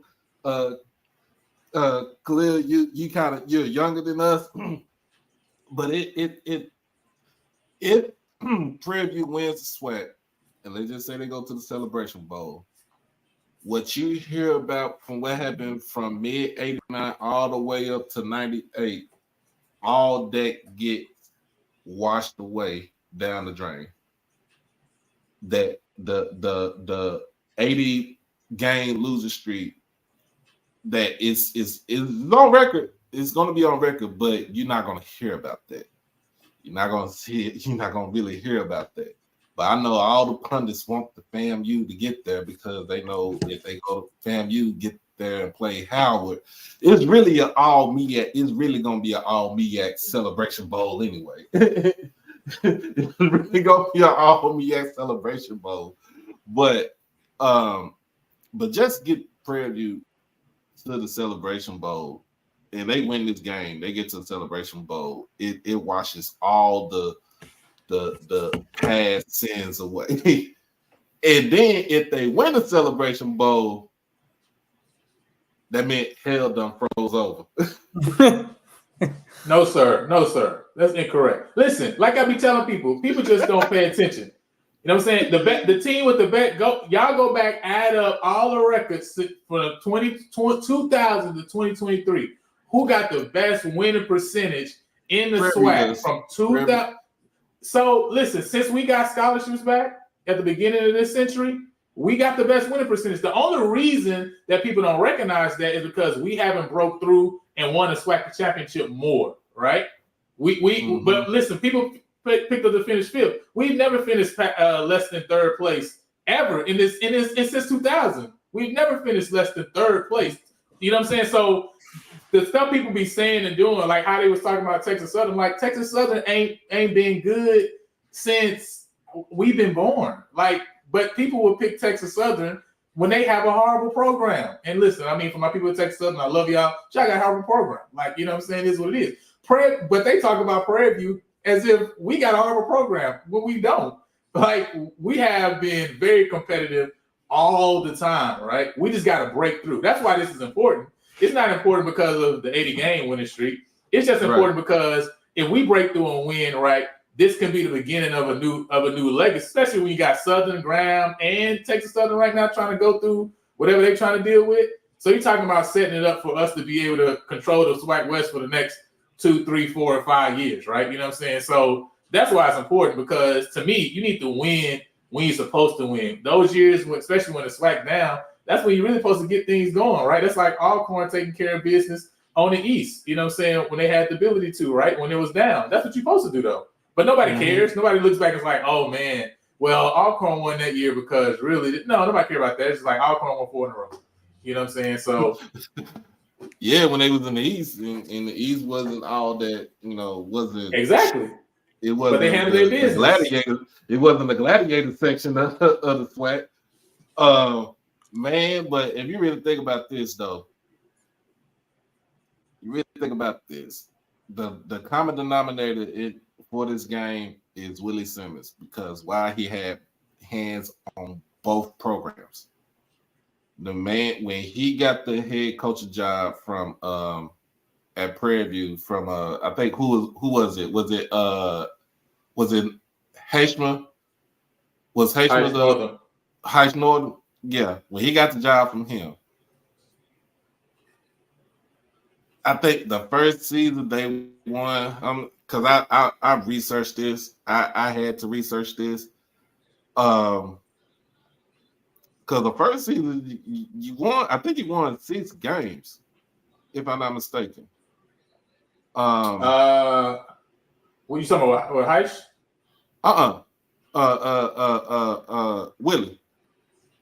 Willie Simmons. I'm not sure. Let me see.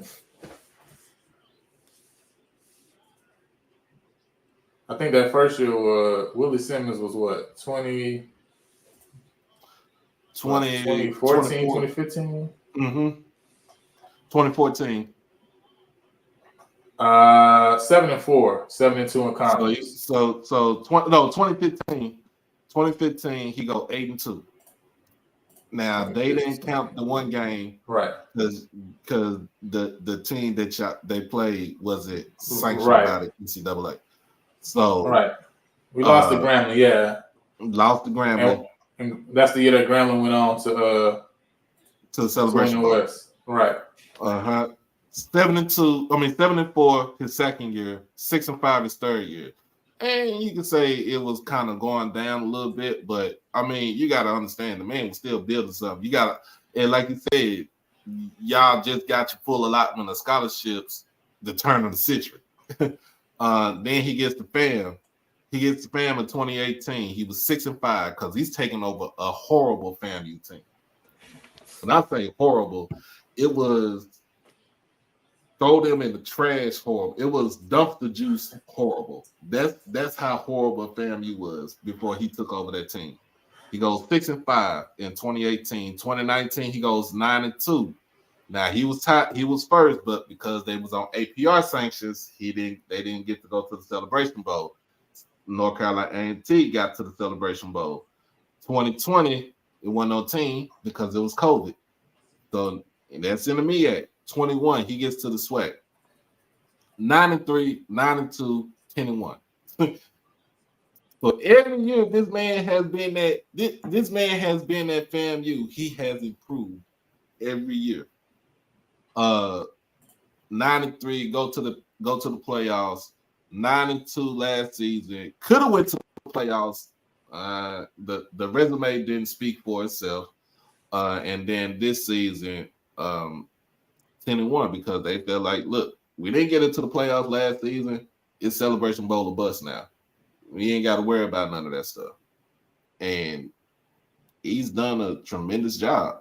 The man is 64. The man is 64-24 overall.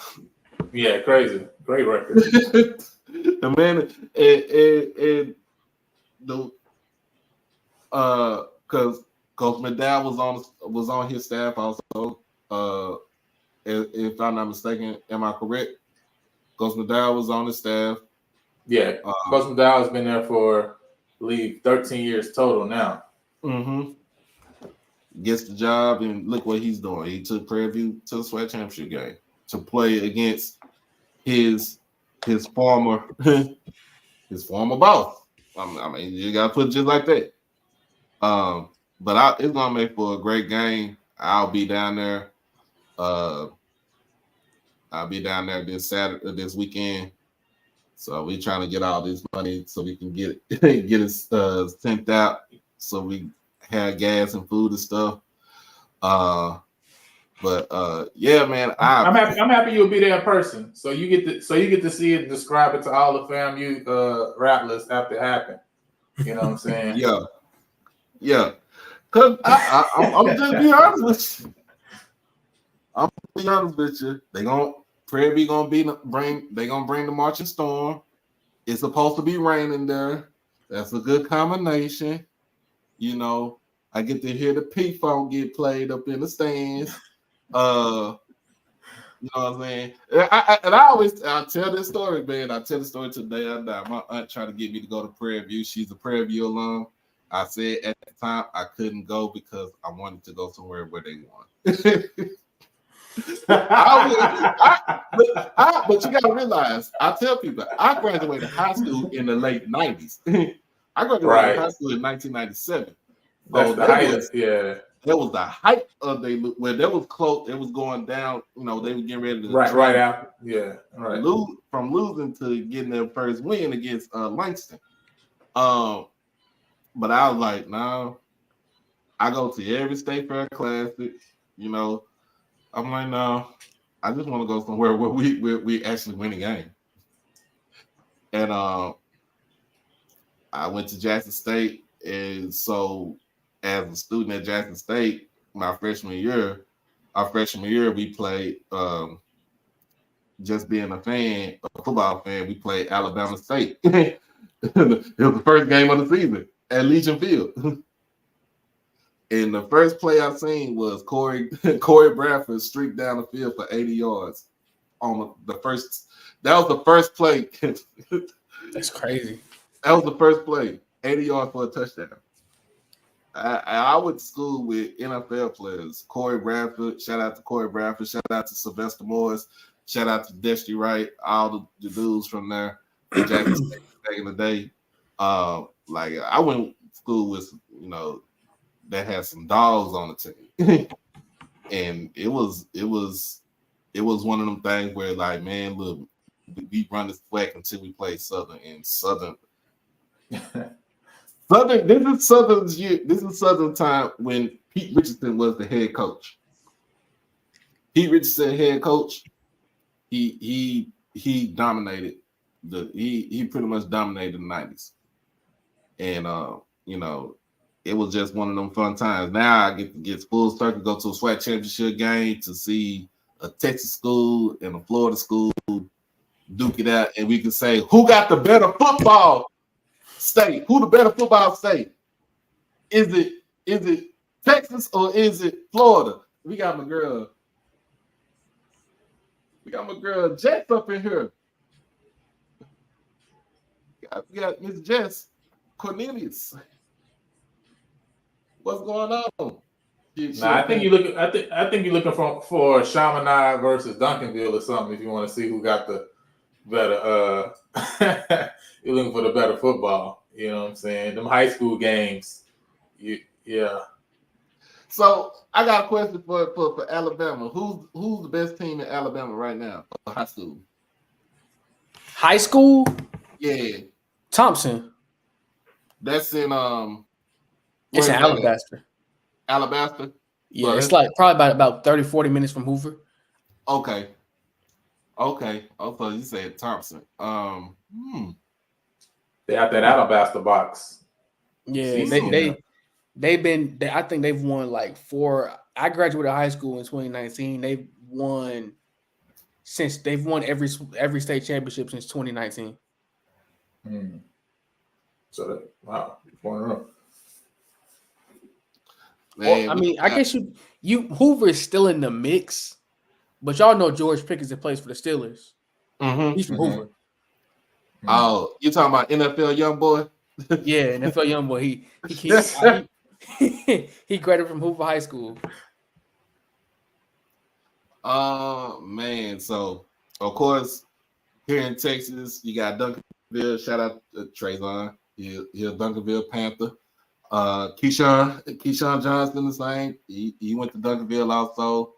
You got schools like DeSoto. Got my alma mater, Cedar Hill. You got go down to Houston, North Shore, of course. You got now, Doc. Why you putting Cedar Hill in the conversation? First of all, we got 3 of them things. We could have had 4 when we got blown back by Katie in 2020. We could have had 4 of them things. Now we got. I'm surprised you named Katie. You know what I'm saying? I put Katie out there. Okay. You know, now South Lake Carolina fell off. You know what I'm saying? But they ain't fall off.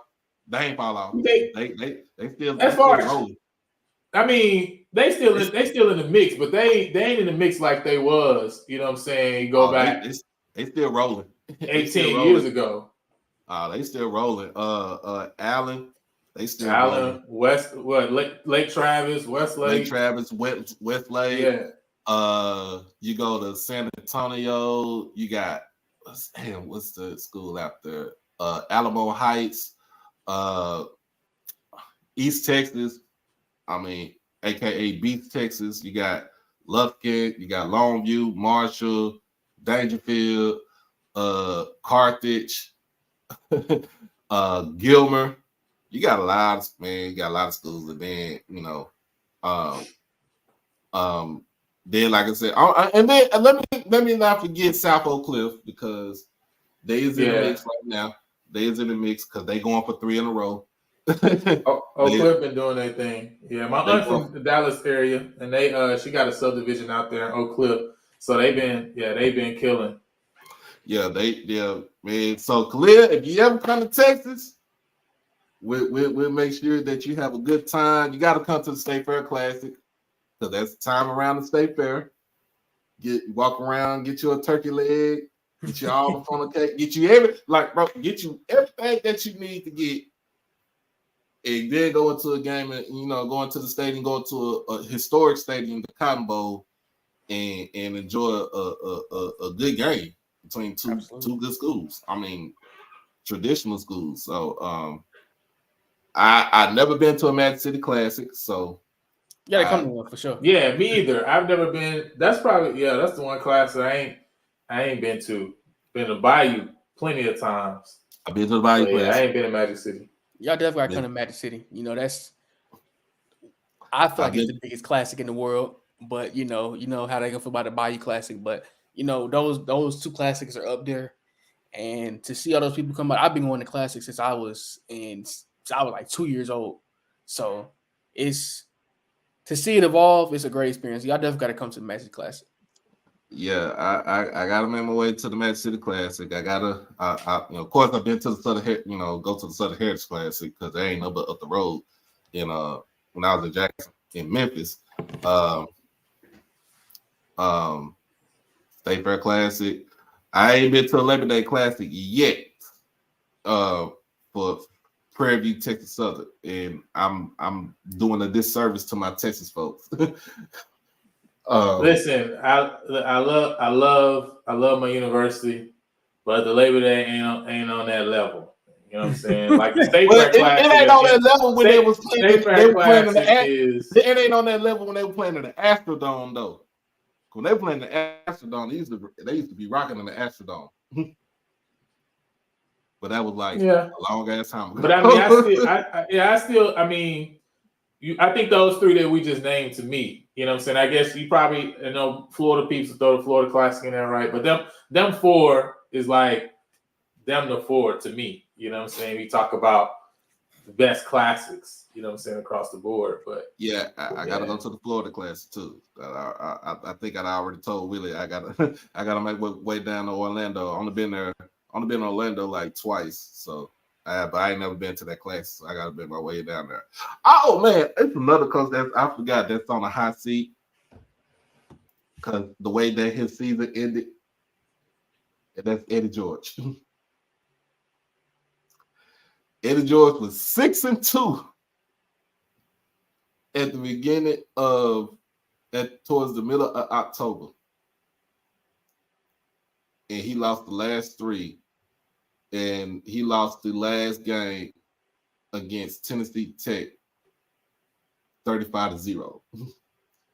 What do y'all think about that, man? With Eddie. yeah, I mean, I don't think he's on the hot seat. You know what I'm saying? I really think he getting the treatment that Hugh Jackson, a little bit closer to what I feel like Hugh Jackson should have got. So I don't think on the hot seat for that. I think he's on the hot seat. If he is on the hot seat, is more because of his commentary regarding the fan. Regarding the fan base. That's what I would say. But I don't think he's on the hot seat because of, because he lost the last 2 games. I think that was unfortunate, because they was in a really good spot. I think if they would have closed it out, they would have definitely been on a bubble right to get in the FCS playoffs, and I would have loved that too as well, to see them get to play. But I don't really think I don't think that would be the reason he on a hot seat at the end of the day. You know what I'm saying? But man, I appreciate you having me on. I'm gonna have to jump off. You know what I'm saying? Oh no, I gotta you go good, man. get with the wife. You feel me? But, All right. Appreciate you. You know what I'm saying? Anytime. We're gonna have to jump back on. When is your show? Next show? Yeah, we're gonna be on tomorrow. I actually got Reggie Stubblefield coming on for the show tomorrow at 7. You know what I'm saying? Former cornerback at PV and also at Kansas State. Is a Grey Cup winner this year with the Montreal Alouettes, right, in his first year. So we got him on the show tomorrow. We're gonna be interviewing him, and then of course we're gonna be talking about breaking down the game upcoming too. So y'all come join us, you know what I'm saying, at the PV Nation over at PV versus everybody. You know what I'm saying? But appreciate you, Doc. You know what I'm saying? Appreciate you, man. Anytime. Yeah, that's my guy, Lionel. PV versus everybody. Man, y'all make sure y'all tune in and subscribe to him. Y'all, man, we had a good talk right here. We talk about culture openings. We talk about just a lot of things. Talk about, football. We talked about what's going to happen on Saturday, what needs to happen for both teams.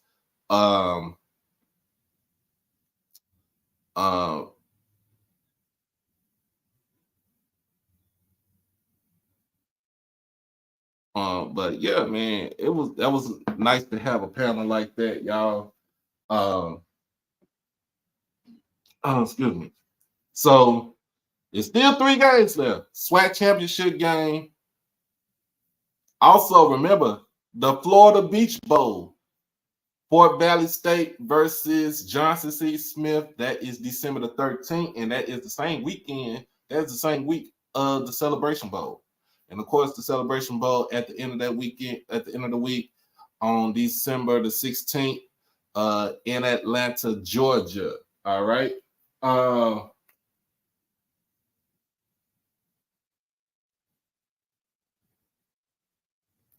Said Rattlers Invasion tomorrow. Oh, Jesus. Man, but y'all go check them out, man. Subscribe to them. It's all HBCU love, y'all. Also tomorrow, make sure y'all check out HBCU Nightly. If you are on Twitter, we will not be on Twitter tomorrow. We will be doing the live stream. I think he said the live stream from the HBCUnightly.com. So the only way you'll probably get to see that is if you are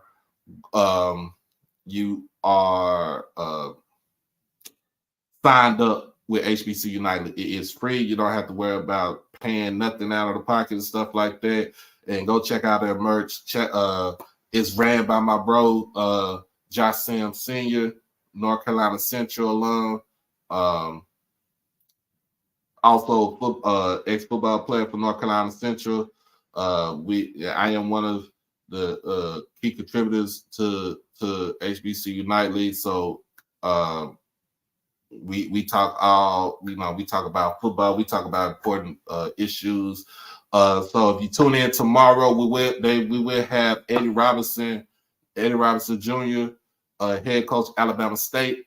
He will be on the show for HBCU Nightly tomorrow, so y'all need to tune in to that. Also, I think I'm not doing the show tomorrow, but it'll be on Thursday because I'm not leaving. I'm just gonna be honest with you. I'm not leaving till Friday, y'all. Yeah. I'm leaving on Friday morning. Man. And I got to get Coach E. Rob on here on this particular show right here. But I like, when I'm on the coach's call, I actually do like asking Coach Robinson, the questions about his program, engage and hit, in mindset, what he got the mindset of the program going for Alabama State. And, even when we did media day, he was a cool guy and he was accessible and available to me and to Mona when we were there in July. So he is, cool guy in my book. Much respect to him. And even though he is not the head coach anymore, at Grambling. Much respect to Hugh Jackson, because what he did at Grambling for those 2 years, it try to elevate the program and move the program forward. He did a hell of a job, even though some people in the AD did not see it the way that they saw it. Hugh Jackson did what he was supposed to do. He did his job. Salute to you, Coach Jackson. Hopefully you will find another, I hope you stay in HBCU. I hope you stay at HBCU, in the HBCU space. We need you in this space right here, because I'm not gonna lie to you. You was becoming one of the better coaches in the conference. How many hours from Dallas to Tallahassee?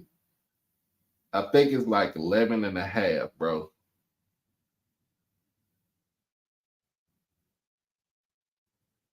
Like 11 and a half.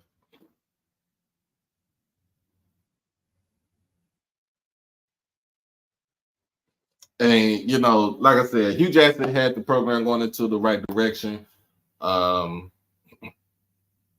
Other folks they see otherwise, that he wasn't doing the job that he was supposed to do. And, he paid the price for it.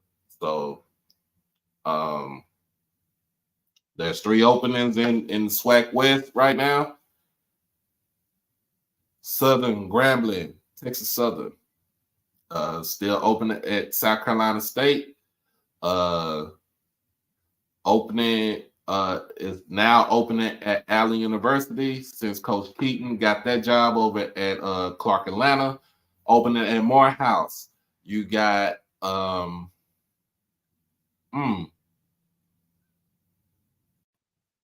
to figure out something else.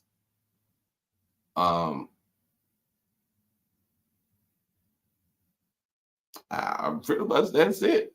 I think that's all the coaching openings and coaching vacancies in HBCU football.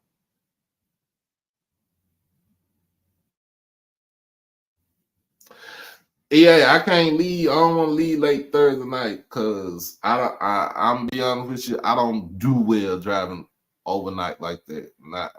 When I was in my 20s, I'd have pushed that thing, but I can't drive. I gotta see the sun. It's a long drive, but shoot, I ain't gonna lie to you. I did drive from Dallas to LA, so I did drive from Dallas to Oakland, California. So it's one of them drives where I like to be in the car and sleep, and music and stuff like that. Man, I'm gonna be safe. I got to be safe. Y'all pray for me. On Thursday, we had a show on Thursday. Y'all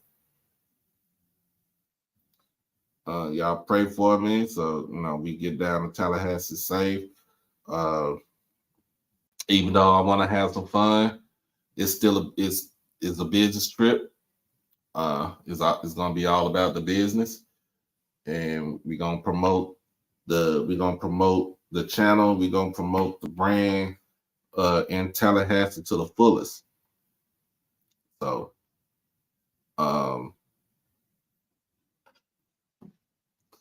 yes, sir. I'm gonna drive safe. Shoot. Look, I'm gonna have my mama in the car with me. Man, my mama gonna be like, slow your ass down somewhere.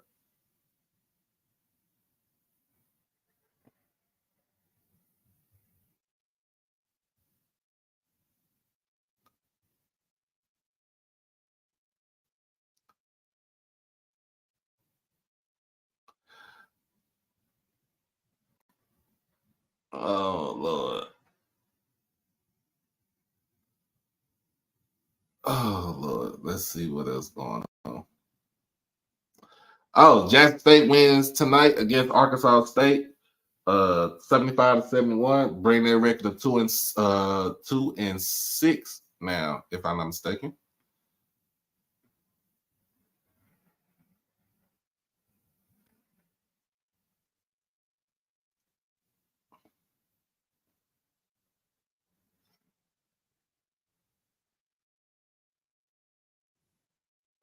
And like I said, shout out to the Wild Card, those young brothers, man. Y'all go check them out. Make sure y'all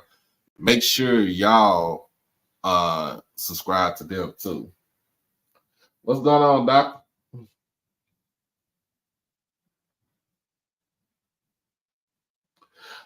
You know what though, EA? When I went to Birmingham, I was I think that was 9.5 hours right there. When I went to Birmingham for media day, I think I slept for about 3 hours and then I was up again so I could get down to the hotel.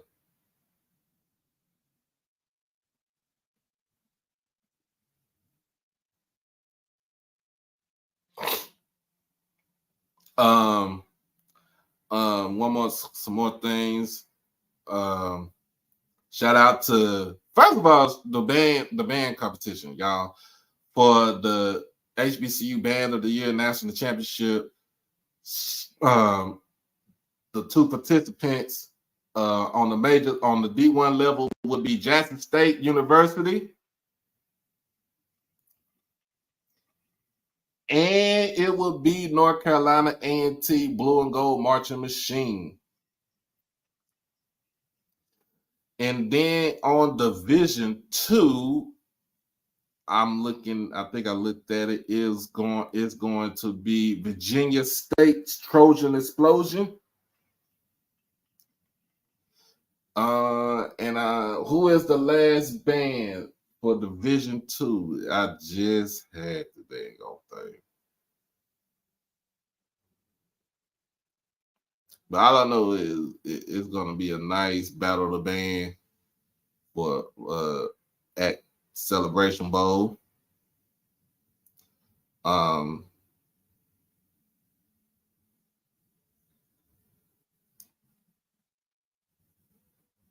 fact, I just figured out. Thought my boy heard.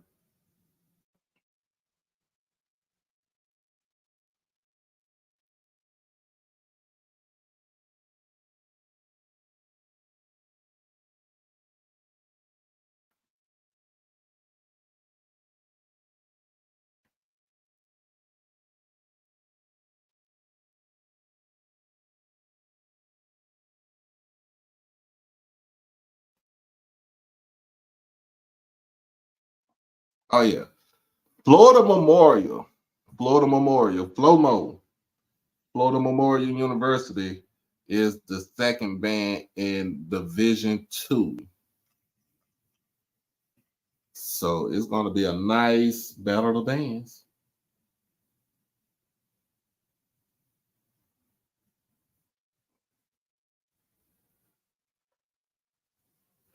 It's going to be a nice battle of bands. So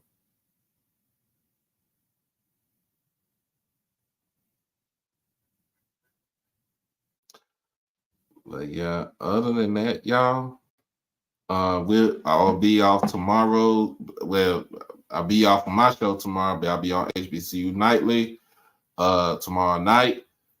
Thursday, we'll be back on here Thursday.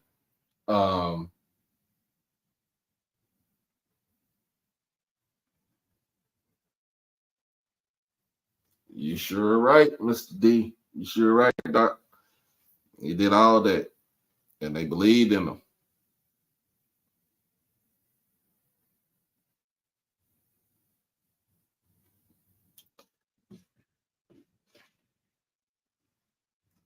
All right, now, Willie, you know EA your internet boo. Let me stop before she cuss me out. What up? What up, Pooh? What up, Pooh? Hey, come on for a second. Come on up for a second, man. I want to get your take on this. I want to get your take on the Grambling situation. Get your take on the Grambling situation, man, and then we roll up off of here.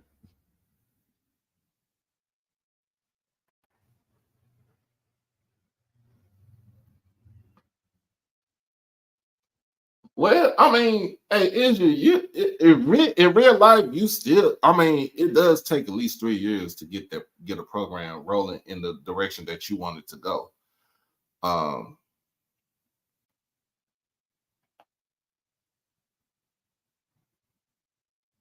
And you gotta see it through, my boy.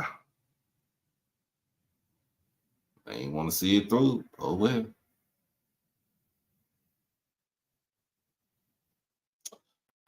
But the question is, does this set Grambling back?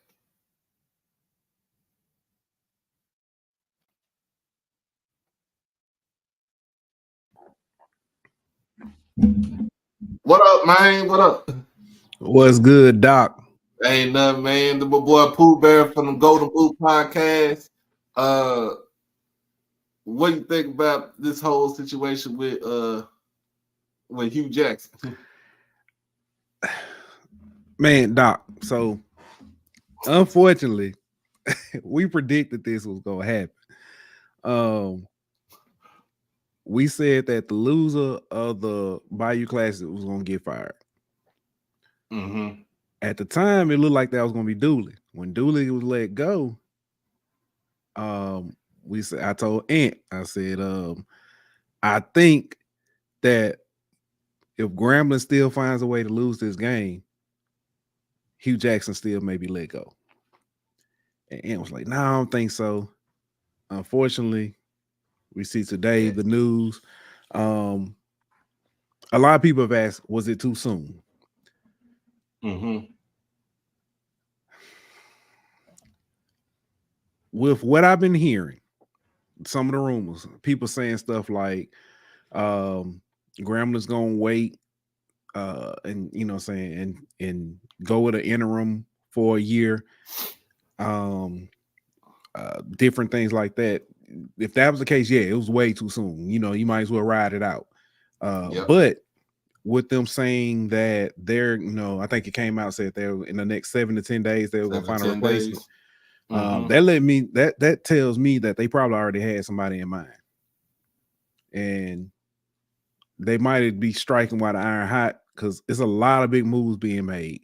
I don't think it's any secret. Southern's going out to Chennisberry. If you Grambling, do you risk going 0-3 with Hugh in the Bayou Classic, or do you go ahead and go after a coach you think that is going to take you to the next level? Right. So, did they move too fast? I think honestly, me personally, I think you give a coach 3 years because that gives you a chance to, or gives that coach a chance to get his recruiting class, get him some experience, and get him going. But if you don't think it's going in the right direction, then maybe it was that time. Mm-hmm. So that's how I see it. That's how you see it, man. Yeah. I just, like I said, it takes, like you said, it takes time for you to build a program. And I think everybody got caught up in the Deion effect. It just put it plain and simple. They got caught in the head. They got caught like a deer in the headlights with the Deion effect. They saw what he did with Jackson and how he catapulted the football program into the next stratosphere, and everybody, was geared on doing it that way. It was like it's like the LeBron effect. Everybody in the NBA built their teams around trying to beat LeBron. Yeah. And you can't, you can't really do it that way. Which is ironic because LeBron built his team to beat Boston. Yeah, and then everybody started. Then it was like, going that. But yeah, you're absolutely right though. So they seen it like that, and it's like, no, you have to build your team the way that you see fit. You can't just build your team because you know what I'm saying, the boogeyman out there, they, you know what I'm saying, you can't beat the boogeyman out there, and the boogeyman was Deion. Whole thing is he out recruited, when he recruited, he just brought in a lot of talent from different spots. But did he develop them? Did he coach them? I mean, I can't say. Well, I ain't gonna lie to you. He ain't developed. He ain't developed nothing. And we talked about this last on Sunday, right? Because you didn't develop, you see what you're doing at Colorado. Mm-hmm. Is basically the same thing. Like, you got to be out there to develop the kids. And the way that Hugh was out there, I feel like he was developing the players. I think Hugh did a way better job of actually preparing these kids and stuff for the next level. I think Hugh did. This is gonna sound crazy. I think Hugh did more for HBCU and trying, you know what I'm saying, and how he was trying to push it along. Some of his, even, you know what I'm saying, just the words he said, I just don't think his platform was big enough. Mm-hmm. So, you know, I give Hugh credit for that because he made statements and stuff to try to get, you know, more shine and more light to HBCUs. But like I said, I just don't think his platform is big enough. People pointed to his failures, whether fairly or unfairly. But yeah, that's what. But you remember we was at media today. He said people are going to talk about his failures more than what they talk about his success. I don't know. He ain't talked to us, Doc. He ain't talk. He didn't talk. He talked to us. He was trying. We tried to get him on 2 years in a row, and he was gone. He was gone. Man. He got that. He changed suits, ate that chicken, and left. So he talked to us. He talked to me. He talked to me and Timona. hey, but he, you know, but that's what I'm saying. Like he, you know, he looked at it like people gonna look at his past. He gonna look more at his failures than what he did at his success. Right. And so that's what people, you know, they're gonna gravitate more to that, and they formulate their own opinion off of that. But man, look, he did a good job this season. It just didn't finish. It just didn't go the way that he wanted to finish out. Another thing I said that's going to hurt Grambling a little bit is the California pipeline, because he had that open right there with players coming from California, since he was a, you know what I'm saying, Southern California dude. Now, I will say Grambling has at times always had, you know what I'm saying, relationship, you know what I'm saying, stretching out to Cal. So, and I know, you know what I'm saying, with him, like you said, being a Southern Cal guy, you know, he did have that reach out there, but Grambling's never had a huge problem with reaching out to California. So you're right. So I mean, it is what it is. It sucks that Dr. Scott couldn't let him see it through. Now you right back in the situation he was 2 years ago. Doc, you want to hear something crazy? What's up? 2 years ago was our first year at the SWAT Media Day. Me and Ant, right? In that time, we've seen and now we got 12 teams in the SWAT. We've seen 7 new head coaches in that time frame. So that's crazy. Yeah. It's definitely, now I will say this. I think you can point that as a Deion effect. Not necessarily everybody chasing to be like Deion, but everybody trying to raise their expectation levels of what success is. You know, it's no longer. I don't think we have that. Just win these classics or these rivalries and you know what I'm saying, we can move on. It's more like, hey, we need to be 500 competing for our division.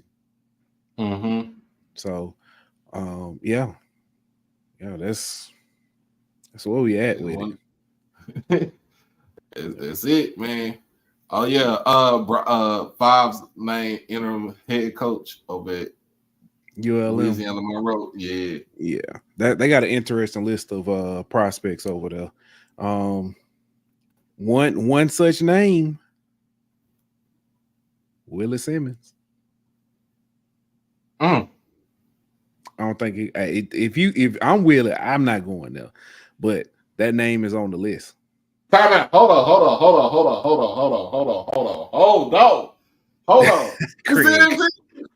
Craig, no. Come on now. Come on, Craig. That's my bro.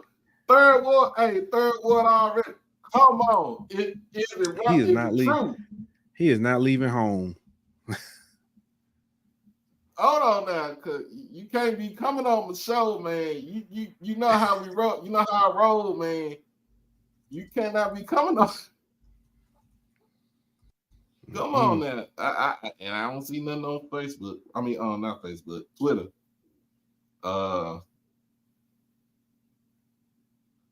Yeah, I'm looking now. Now he Craig stirring up the pot.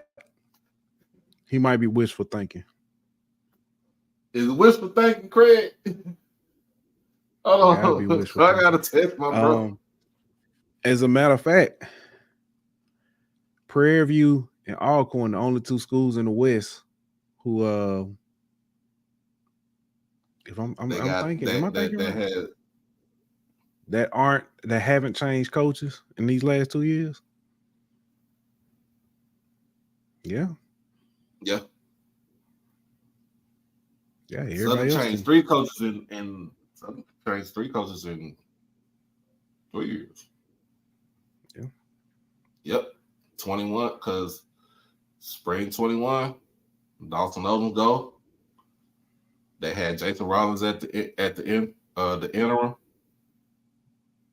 And then they let him go. And then they bring in Dooley. Yeah. He was there for 2 years. Yeah. Man.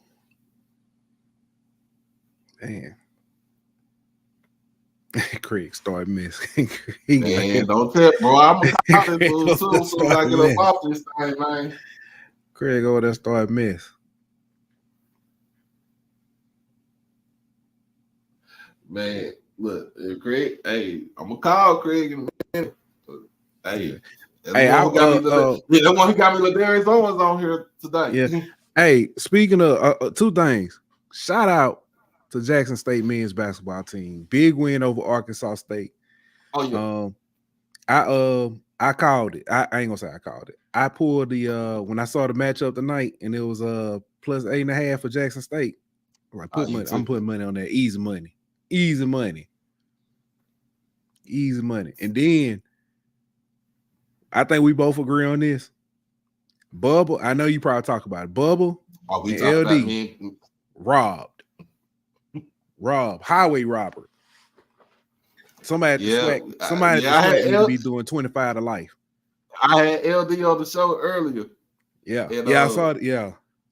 And he was like, man,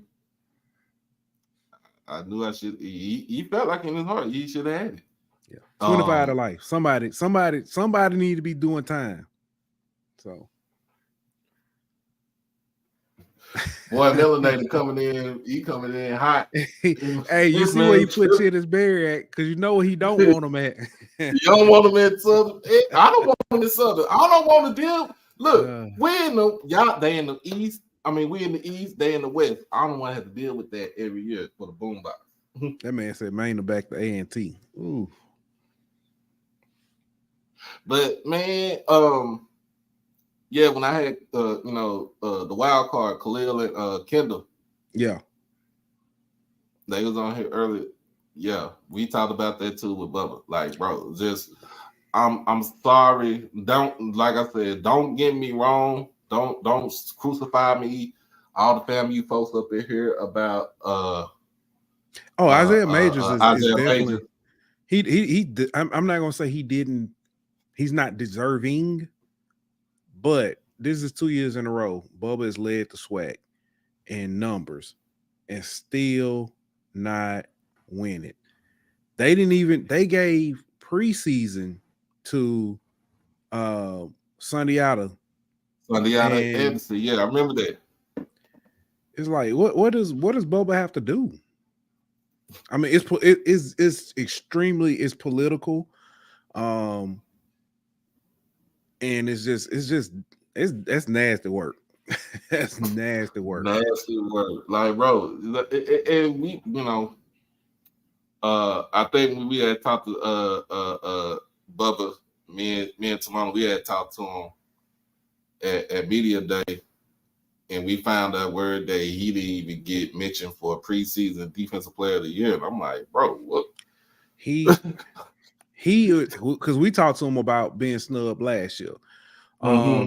And he was humble about it. He was like, yeah, you can't worry about it. You know what I'm saying? Just let it fuel, you know. But you could tell it bothers It hurt. him. Yeah. And to see that now, I'm gonna tell you, I was pissed. He wasn't even on the Senior Bowl watch list at the beginning of the season. So how do you? But I forgot who they had on there. But I was like, how do you not have the SWAC leading tackler on there? It's crazy, man. It's crazy. And he did everything. He improved in every area this season from last season. Yeah, he went from 1 sack to 4 this season. I think he improved by probably about 10 tackles overall. Like the dude improved every bit of this season. And he was, you know what I'm saying, he was out there covering tight ends. Like, you know what I'm saying, he was doing what he's supposed to do. Yeah. LD was he's on the Walter Payton semifinals. I think he's semifinals or finalist on the Walter Payton Award list. And he's not your offensive player of the year. Come on, what kind of sense that make? What kind of sense that? That's like that's like if, for instance, I'm gonna use Bo Nix. That's like if Bo Nix being a Heisman finalist, but he not first or second team on your conference, you know what I'm saying, players of the, you know what I'm saying, of the year. Yeah. Your conference, your all conference team. That makes no sense. How is this man, but you know, again, it's political. It's political. And I thought I was like, maybe I was like, you know, Doc, I was thinking maybe I got a little Alabama bias in me. That's why I'm, you know what I'm saying, looking at Bubba. But then I started seeing everybody tweeting and saying, hey, Bubba being robbed. Bubba being robbed. Even Bubba tweeted it was like this. He had made a tweet just like this, hand on his face. Yeah. Like, dude, he know he got robbed again. Yeah. I'm trying to bring him on here again, man. I got in touch with Travis Jerome. So yeah. I'm gonna bring him back on here. We gotta talk about try that. To get him on, man. Yeah. Hey, when you have him on, tell him Pooh Bear said, well, Tonka be cheating. He'll know what it means. He'll understand. He'll understand. See, man. See, that's that Alabama stuff right there. Yeah, buddy. That's that Alabama stuff, man. You going down to Tally? I'm trying to. I think I am. Honestly, man, I've been on that road so much, Doc. I'm tired. I'm trying to decide if I'm gonna go. I said I was, but I might get the Friday and be like, man, I'm burnt. So then again, you know what? I might not be able to go. I just thought about that. I just had something happen. So I gotta I'm roll out of here for early Friday morning. Yeah. So yeah, man, appreciate you for jumping on, bro. Hey, no problem. Appreciate you for having me, man. We got I'm definitely get you back on, man. Especially the way Jackson State been playing in this basketball realm. Mo Williams. Oh yeah. And Coach Reed, can't forget about Coach Reed. Oh, I never forget about Coach Reed. She got the Monstars on the squad right now. Yeah, never forget about her. I don't know. He said Craig said he'll take Jacob Williams over Bubba. But that's a toss up right there, man. That's a toss up right there. Mm-hmm. I mean, Jacob Williams did get 7.5 sacks though this season too. So yeah. So all right, man. Appreciate you, bro. Appreciate you, Doc. Anytime. Oh, snap. Forgot about the day. It was Giving Tuesday. Shoot, that was another thing I planned on talking about. It was Giving Tuesday for majority of our HBCUs. If you haven't gave, make sure you give. You don't have to worry about doing it on Giving Tuesday. Give any time of the day. Other than that, Other than that, y'all see the Cash App, see the PayPal, see the Zelle. Like we trying to get this thing going. We need to get this thing going.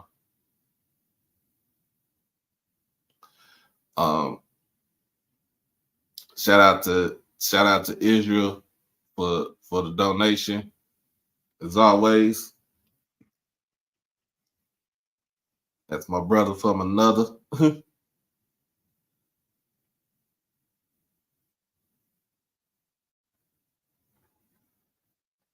That's my brother from another. Shout out to Israel. So it's Giving Tuesday. Shout out to Jeremiah.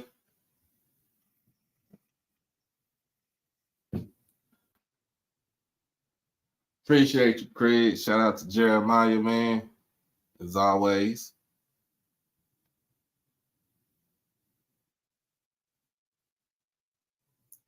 So let's keep giving. Let's give right now. Let's give. Let's give. Let's give.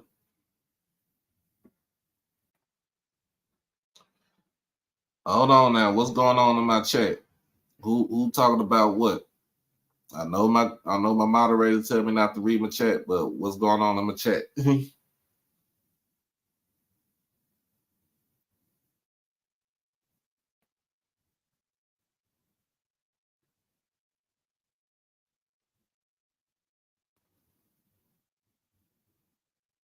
Do I need to get up here and regulate?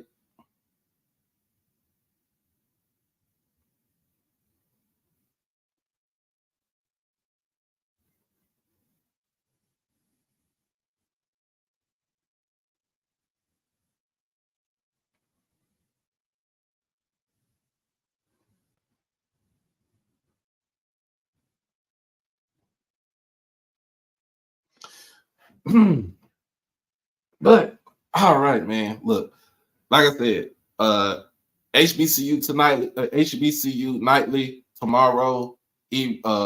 Coach Eddie Robinson Jr. Alabama State will be on there.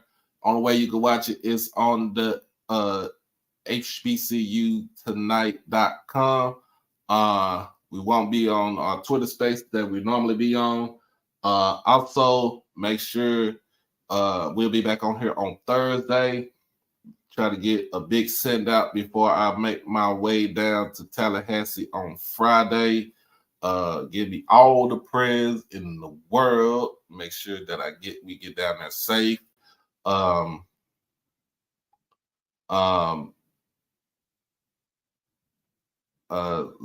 but not least, let's see. I'm looking at my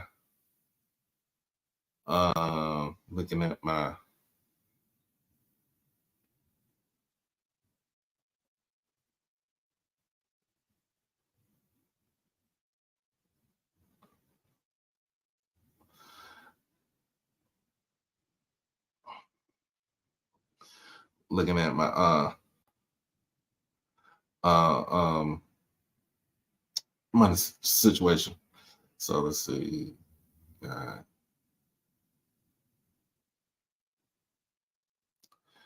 So we are 200 short right now. We are 200 short. Said Hitman said hit the Shriners Club. Well, I am square, so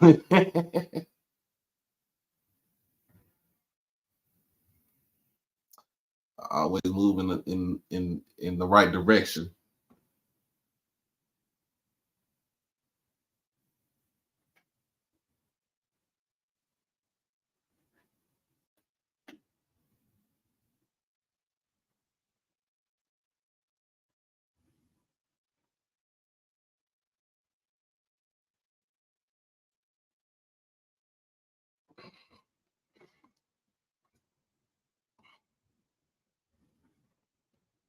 Yeah, 250. We are 200 short right now.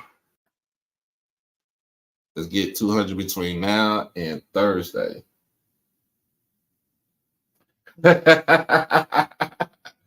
Yes, sir. Yes, sir.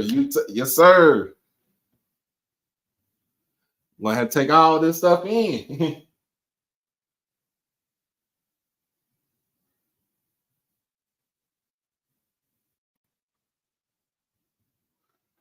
Yes, sir. Gonna have to take all this stuff in.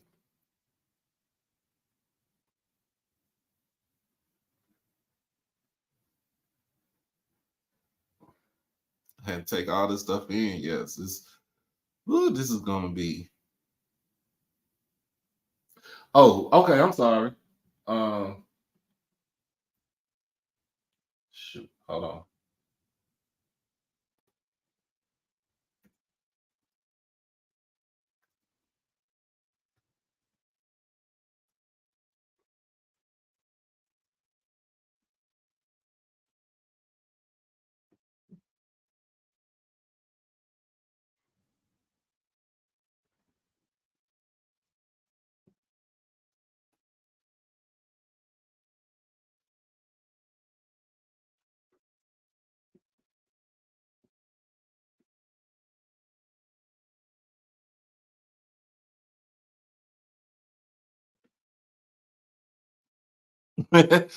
All right, Jeremiah. I tell Dr. Lori, he said, you're gonna have to be cool.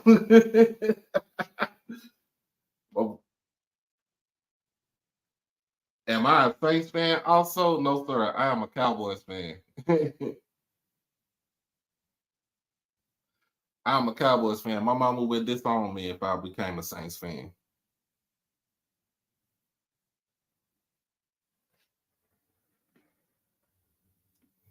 I done put my 8-year-old out the house because she talked bad about the Cowboys.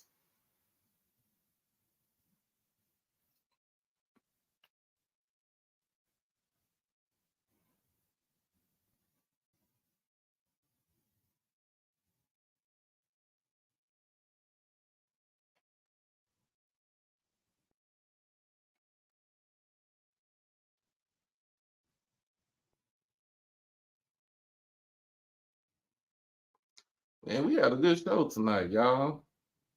Appreciate all the love. We had a good show tonight.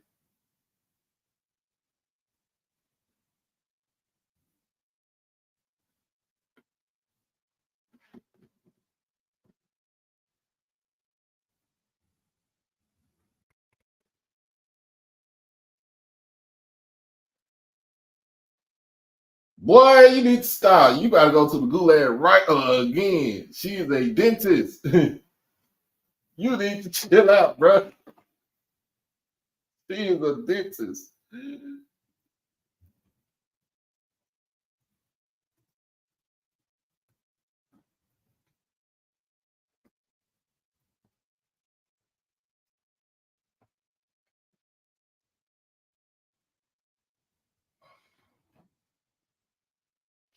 Hey, Rob, tank that. No, I ain't see that, bro. Shout out to Tank Dell. I don't care if he did if he did finish up at U of H. He's still an HBCU product.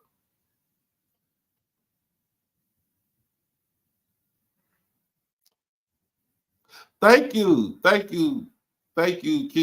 Thank you, cousin. And it's always gonna be love up on love up on Exit 119.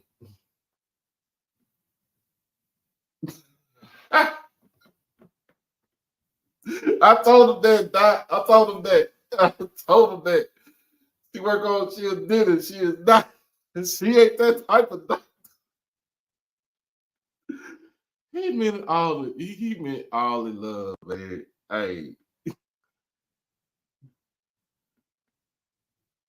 Oh man. We is having fun tonight, y'all. We is having fun.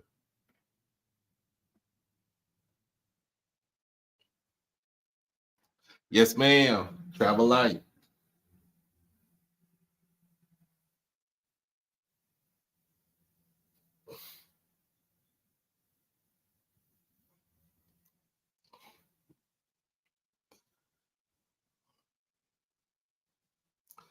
Now we just 100 down. But let's not finish that just getting towards 100. Let's get more than that. Get more than that. And I appreciate everybody for donating and helping me out. Y'all just don't know.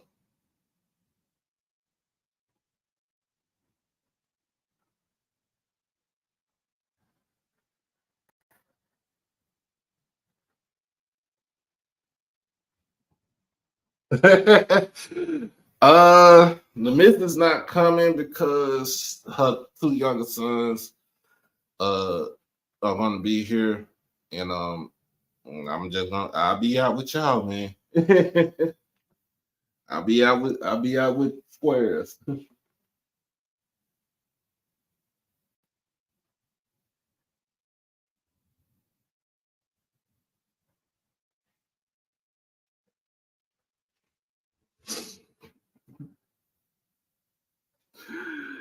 Lord Jesus. Now y'all can't block Jeremiah because he's my SWAT baseball aficionado. So will I be able to go out Friday night? Depending on how much rest I get, yeah, I should be able to jump out.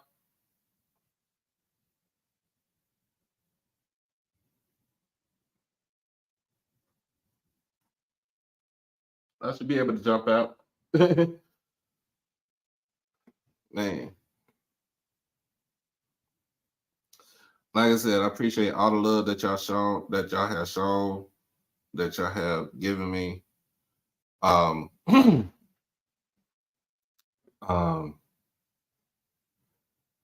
It is with this platform, it's been a lot of people that I met. It's been a lot of, meeting coaches and players and, the whole 9 yards.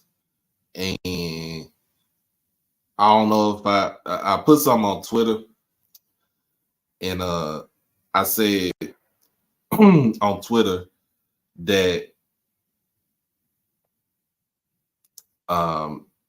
when I was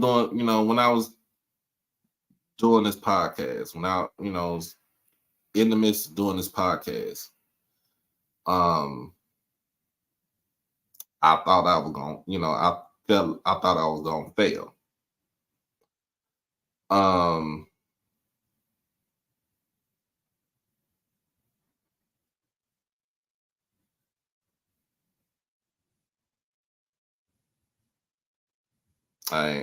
felt like I said, I thought I wasn't good at doing this, and I thought I was gonna flop. I thought this wasn't for me, and for people like my moderators and the good doctors, Dr. Lori, Dr. D, Mr. Campbell, Antonio, man, everybody that's on here, it's what keeps me going. Like even when I go to work and I get off at midnight sometimes or get off at 10, I'm always thinking about what type of topic and I'm talking about on my podcast. And I appreciate everybody for just being there for me.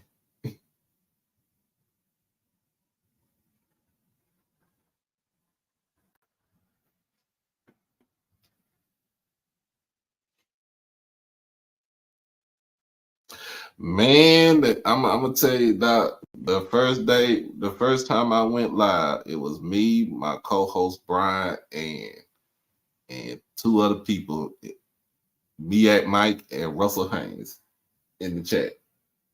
And all we was talking about is football. We talk about Jackson State football. We just talk about swag football. And it has grown. It has grown since then. So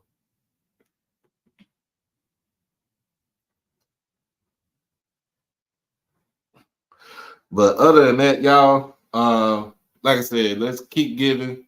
Even when this is over with, make sure y'all share this with folks so they can start giving too. Cause let them know what we try, what I'm trying to do, what's the how everything goes, what we trying to do and everything.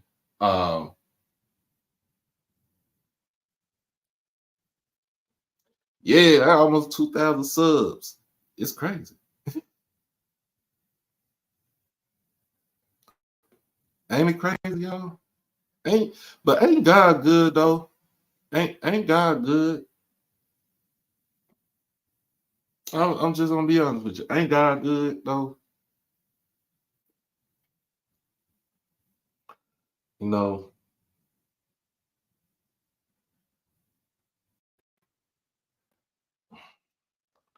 like I said, man, if my granny was still alive, she'd be happy. She'd be like, that's something that good, or that's something that you want to do.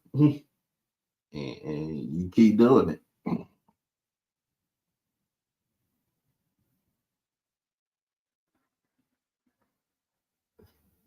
But I'm gonna have my haters, I'm gonna have my doubters, I'm gonna have my naysayers, but it doesn't matter to me.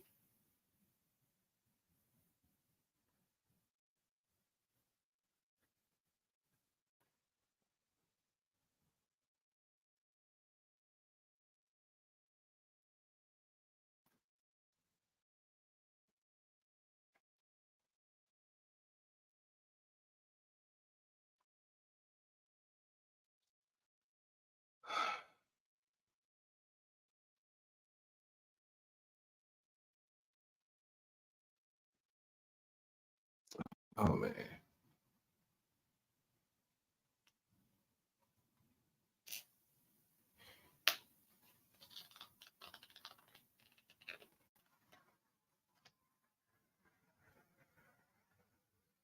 Yeah, man, I always gotta keep my hand up, bro.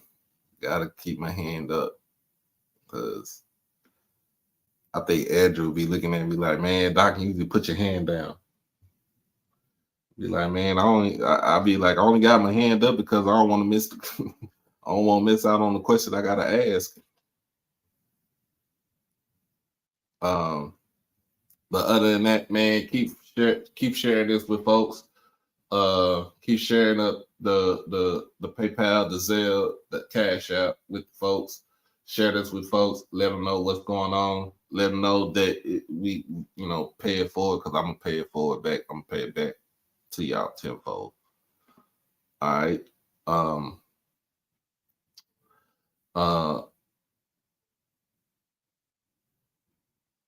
Again, HBCU United tomorrow. I'll be on there.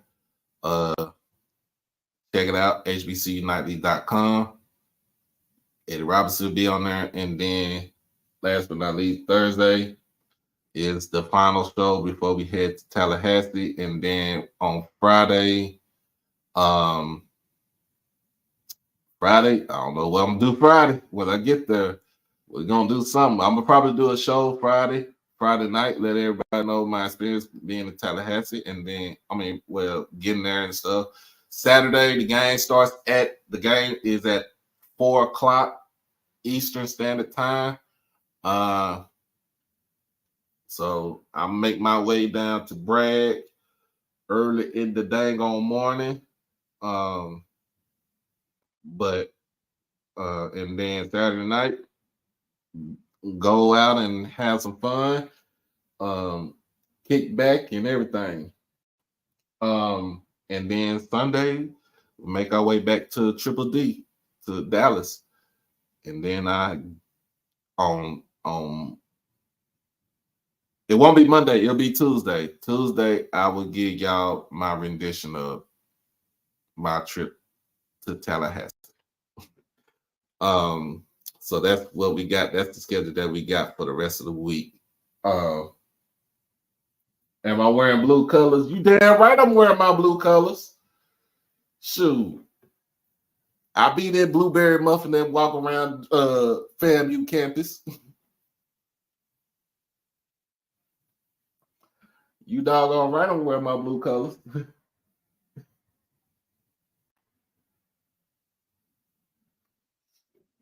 I'm be right, shoot. But man, y'all give it up for the people that have made this possible for me to get down there, to Dr. Strong, to Dr. Lori, to Mr. Campbell, for getting me taking a chance on a kid from Oak Cliff. All right.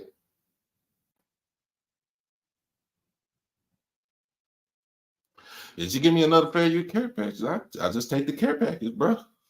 I just take the care package. Hey, you can't go. You can't walk away from free stuff. But look, man, look, you better get me in trouble, cuz. But as always, man, y'all be blessed. Y'all stay safe. Hug your loved ones. Because as always, one day they're here and the next day they gone. We out this thing. Thursday, back on here Thursday night. And shout out to all my guests that was on here, man. The wild card, my boy Pooh Bear from Golden Boot, my boy Lionel from PV versus Everybody podcast. Man, shout out to all those brothers, man. Make sure y'all subscribe to those cats right there, man. They do a great work for their respective institutions.